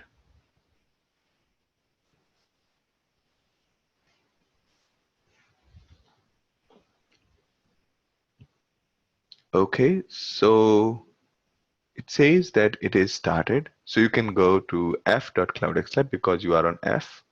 So you can say 6f.cloudxlab.com colon 6008. Okay, it is successfully started. Yes. In the browser, you open f.cloudxlab colon f.cloudxlab.com colon yeah f.cloudx. Just type a new one. Say f.cloudxlab.com.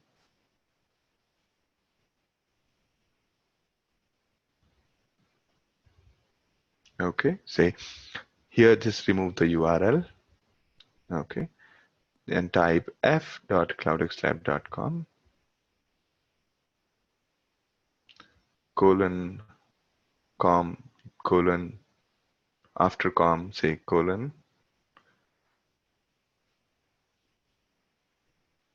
Yeah, this is okay after. Yeah,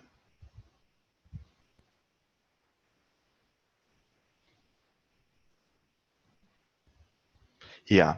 That internal server IP can need to be changed to corresponding the public IP.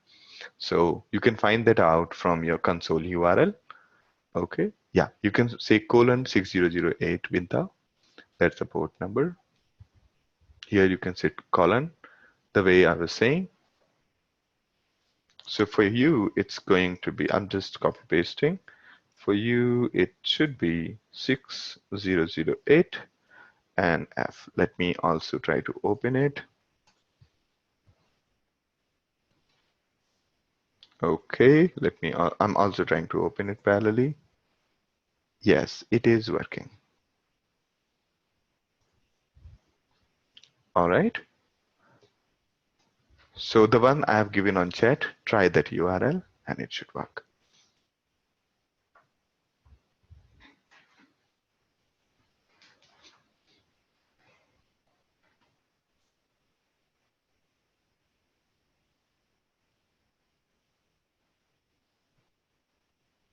In the chat,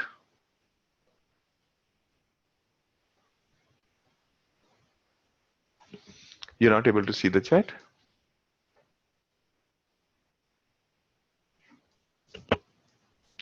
Just say f.cloudxlab.com colon 6008.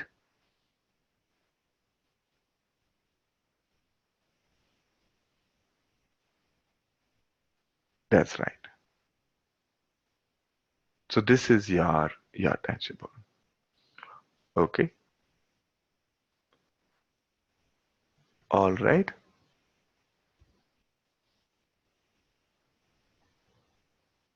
All right. So that's good. That's good. You are able to. Okay. So Shiva, you could share your screen. I could also take a look.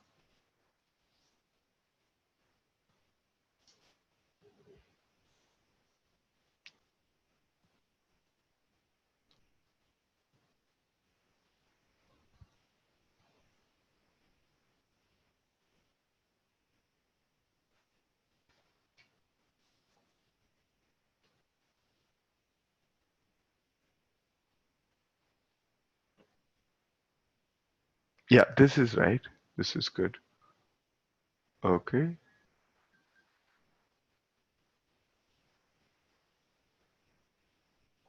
All right. So yeah, but you are on E. You see that in console it says Jupyter.e. Okay, so you are on E, so you'll have to use E.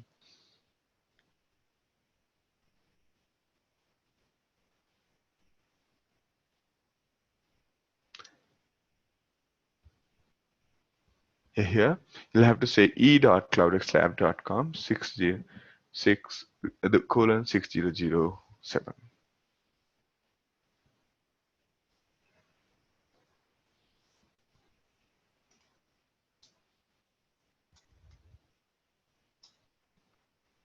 Okay, just change it to E. That's it. Enter. Yeah.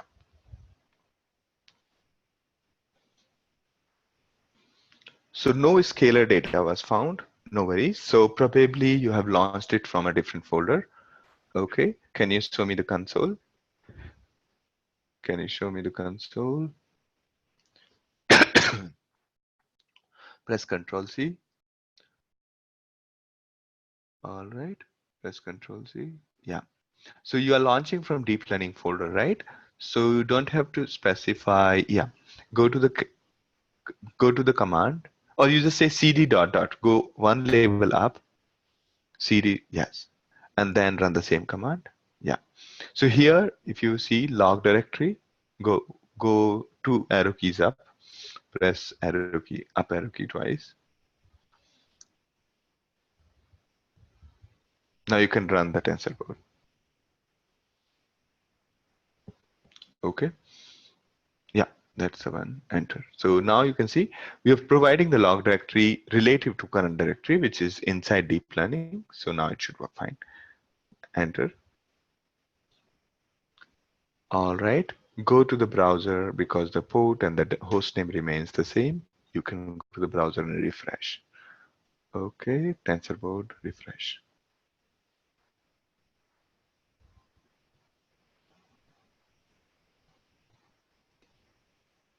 All right. So the okay, refresh it. Is it still doing the same thing?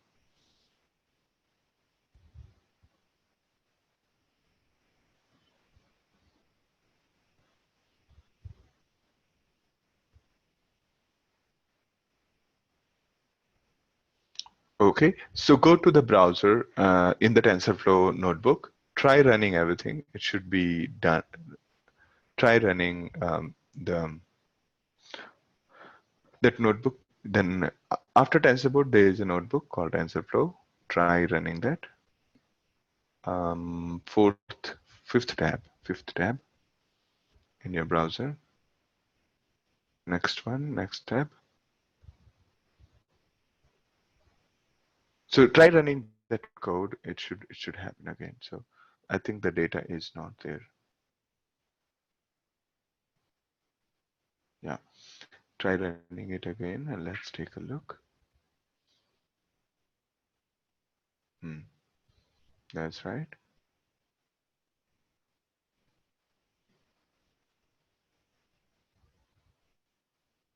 Okay.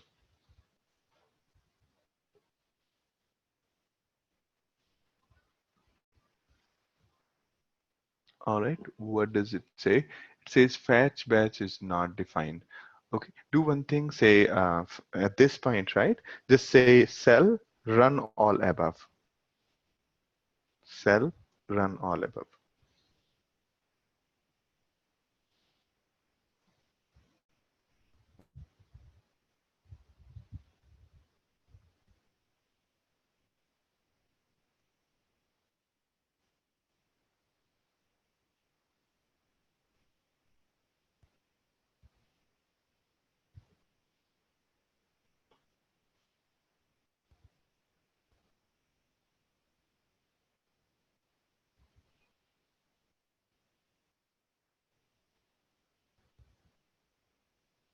Okay.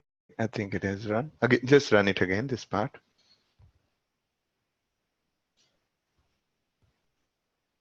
Yeah. I think that's one more time. That's it. run this part as well. Yeah. Now go to the TensorBoard and refresh. It should work fine.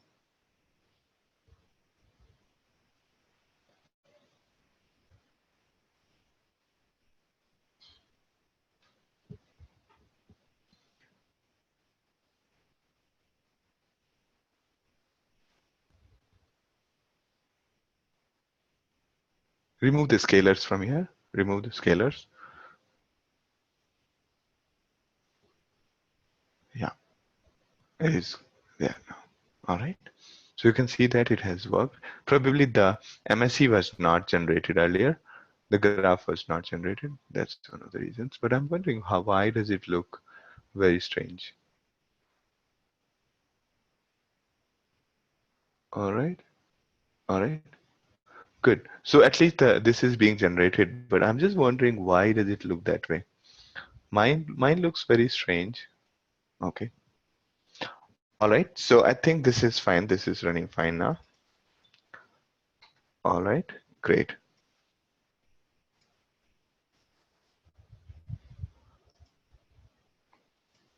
Yes. So Balaji, your graph also looks like that?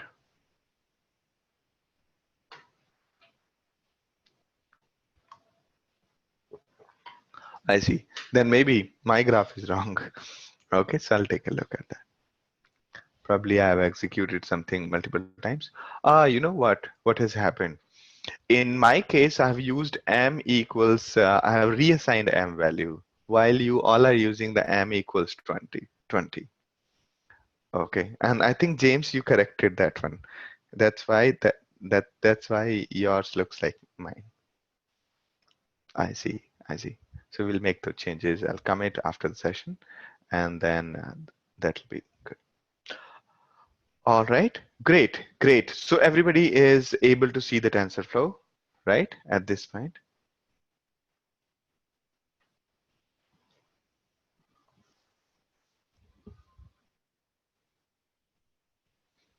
Okay, so now we can take a look at the graphs.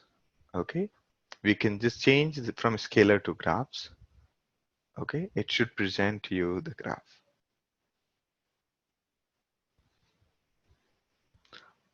Okay, we did pass, right?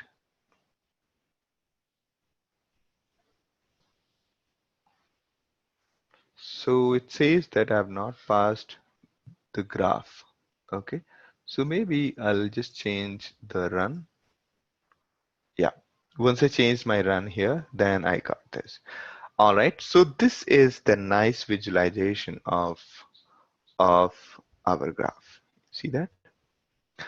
All right, so here you can see that the theta are being computed using gradient descent, right? And there is an initialization phase. Predictions are a function of theta, okay? Predictions are a function of theta. And you can see that after prediction, we are having the mean square error. And mean square error, we have also added a summary. When you add something summary, it is available as part of scalars, as well as it is linked here. So we can click on this one and take a look at the summary. Okay. Now you can see it has created the graph, entire graph. Okay. So we can actually go into each part as in what is happening inside each of them. Okay. So gradient, we can actually keep on digging deeper that what's happening inside the gradient descent itself. All right. So yeah, so you could actually take a look at the whole code like a graph. All right. So here gradients are being computed using predictions, using capital X, using thetas, using Y, and using a square, and using this. What is this? This is operation called sub. Okay. So using all of these variables, gradients are being computed, and gradients are being consumed by the gradient. Okay, sorry. The here, let me just go back.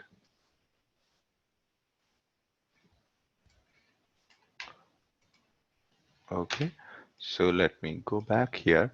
So gradients basically are being computed using this, and then gradients are being given to this, and so on, right? So yeah, initially the thetas are being created using random initialization, and then thetas are going to the prediction. So predictions are happening by x multiplied by theta, correct? X into theta is prediction, and so on. All right.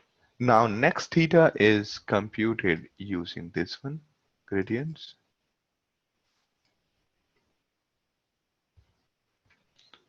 And it also shows the size of the matrix.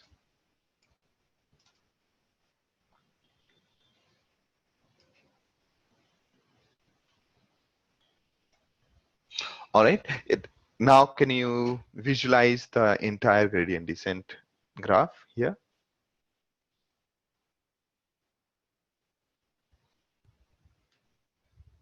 everyone?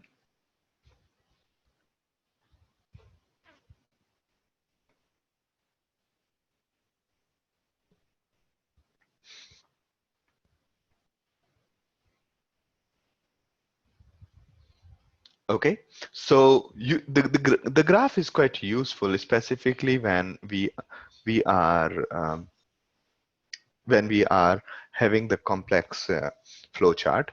So the TensorBoard has two parts. One is scalar, which only displays the summary values that we had added to the file, and the graphs. The whole graph is added to the graphs. The whole graph that we did here.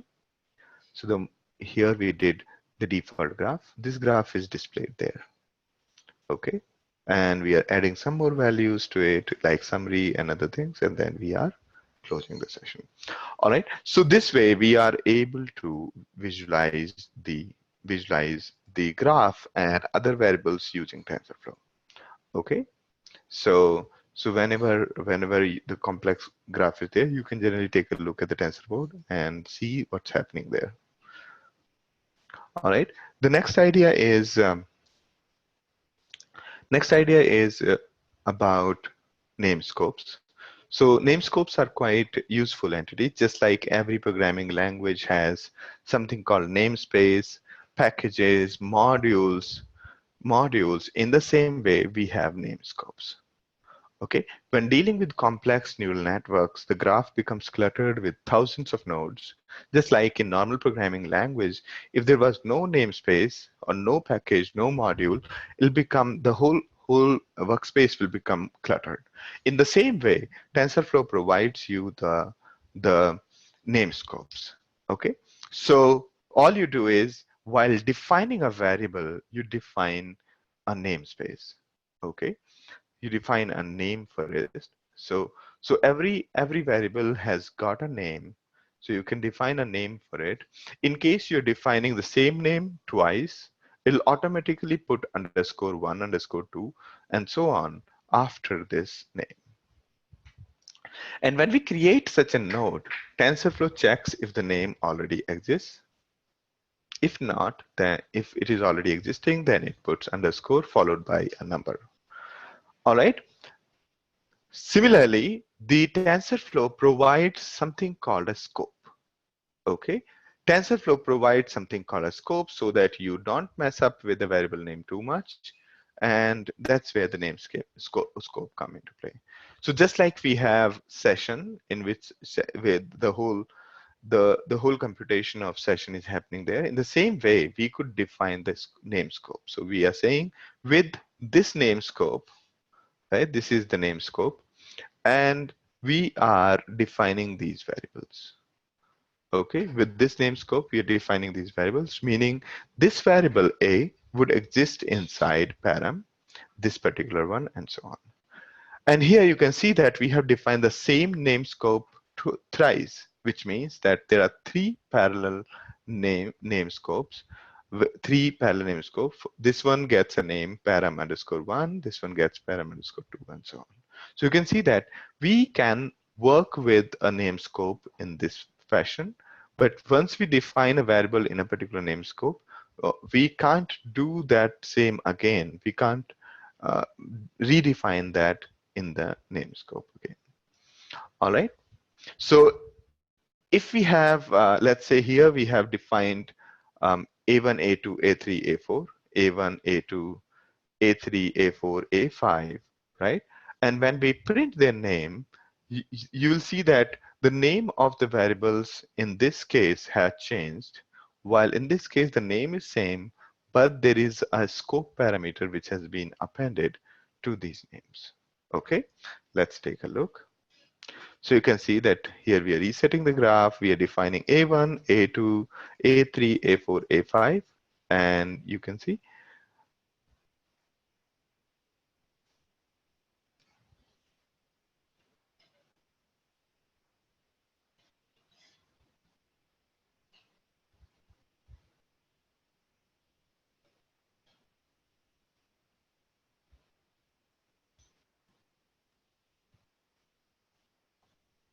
All right. So you can see that when you have the different name scopes, the variables retain their names. All right. In our previous TensorBoard example, we can define error and MSE ops within the namescope called loss, and then we visualize it later. Okay. So here is a proper example. So you can see that let's say we are defining here, right? So we, where is my namescope?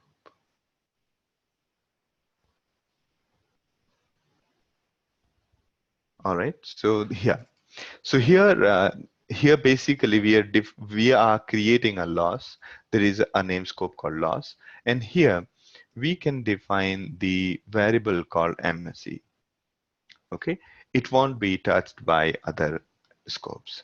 So this way we can define the namescopes. So namescopes are good for separating the variables from one another. All right. So let me just try running it.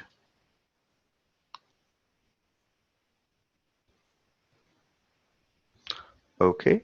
So here we are adding to the summary. That's good. And let's see in the graph, how does this namescope looks like. Okay, let's take a look at this namescope in the graph.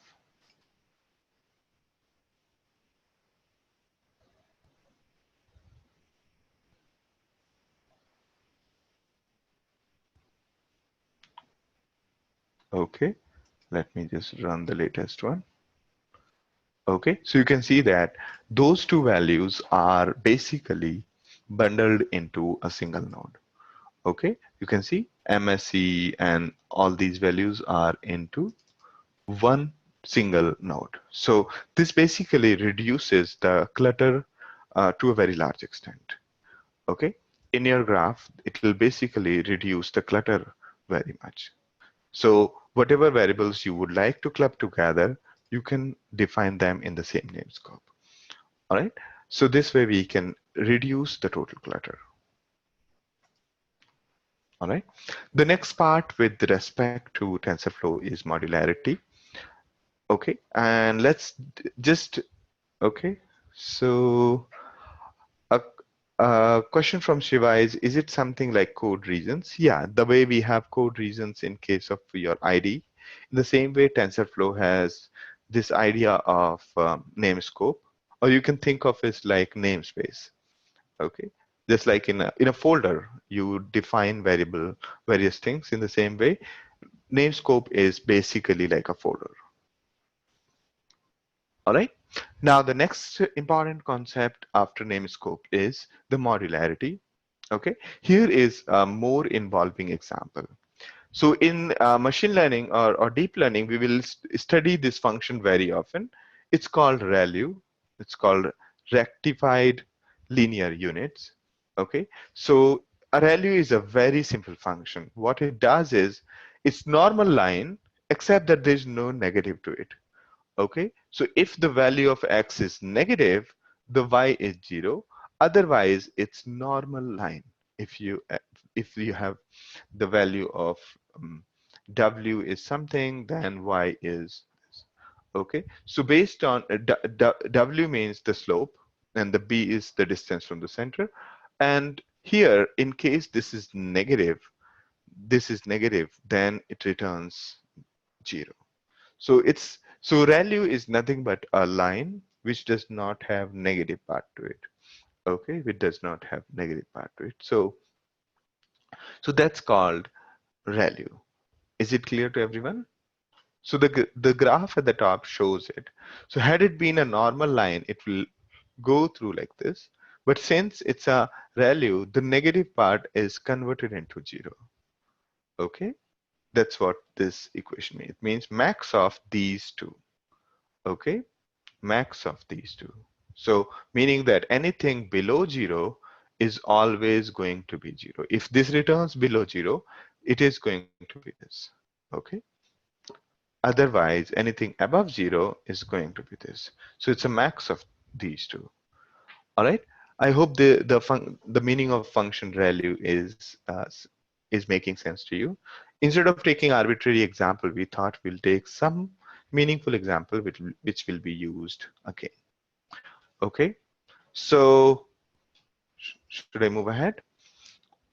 Now, let's say we want to add the output of two values into a single one. Let's say we have two functions which basically operate like this. Okay.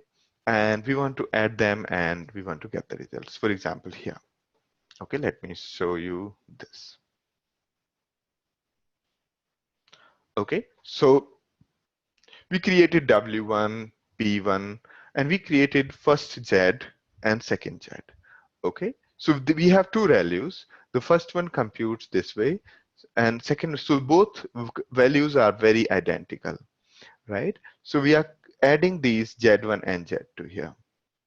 We are adding this Z1 and Z2 here. So you can see that. Let me put. Okay. So this portion that you see here is okay here, right? So x dot w, this is basically multiplying the x with weights and adding a bias to it. That's what is happening here. So given these values x, w, and b, we can compute the value like this. All right. So let's create the graph for the first one. So we are saying w equals some variable, and we are saying random normal. So it's giving us random variables. And w2 is again another random variable. Then we have b1, b2, bias is 1, bias is 2. Okay. So here, when we say Z1, we are adding basically, first we are multiplying x1 and w1, then we are adding b. Okay. Similarly, we are multiplying x and w2, and then we are adding b2. So this we are computing z1 and z2. Okay. And then we finally adding the basically computing the value means maximum of 0 or z1, value maximum of 0 and z2. Okay. Do you see any problem in this code? Anybody? There's a typo in this code. Do you see that typo? There's a typing mistake. There's a typing mistake in this code. Do you see that?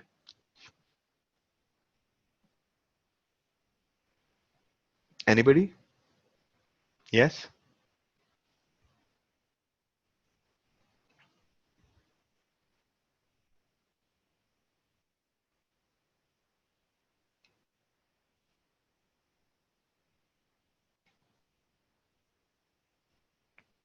No errors?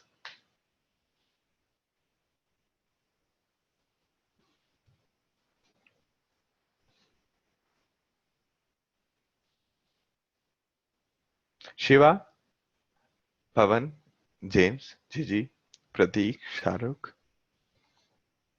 Bintao, Balaji.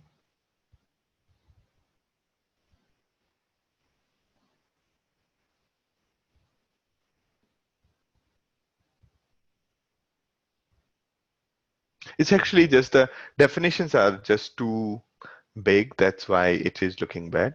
So we have x, which is a placeholder. Okay, meaning we are going to put the value of x later. W is just a normal variable, W1 and W2. B1 is again just two normal variables, the usual variables. And we have Z1. Z1 is basically x multiplied with W and added with B1. Okay, so similarly, Z1 is x multiplied with W1 plus B1, while Z2 is x multiplied with W2 plus B2. Okay, that's what is this. And then ReLU1 is max of Z1 and 0. ReLU2 is max of Z2 and 0. Do you see any typing mistake in this?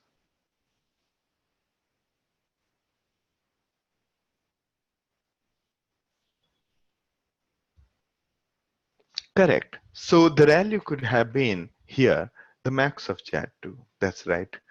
Right? So it could have been the Z2, instead it was Z1. So whenever we are writing too much repetitive code, we would end up making typing mistakes, and that's why we have the modularity. So what we do is we define the function like this, and we use it in different way. Okay, by the way of placeholders, we can create many values. Okay, we can use this kind of function to create multiple values. So here we are creating multiple values instead of typing that many times. All right, so we'll continue from modularity in the next session. So it's the current session, only 5 minutes is left, 5 or 10 minutes is left. We'll continue from here, and we will start with the understanding of the neural networks in the next session. Next session is going to be, some part is going to be theoretical with respect to the neural networks, the history, a brief history, and the other parts. And then the rest of it is going to be basically in the notebook. All right. So in the next session, we will start from the neural networks. Okay. After completing modularity and one more concept, and then these concepts, whatever we are studying now, these concepts will put to the use when we are organizing our code. All right. So I look forward to see you next week. All right. So thank you very much. Thank you, Balaji. Thank you, Bindao. Thank you, Gigi. Thank you, James. Thank you, Saruk, Pavan, Prateek, and Shiva. Have a good day. I look forward to see you next week. Bye-bye. Have a good day.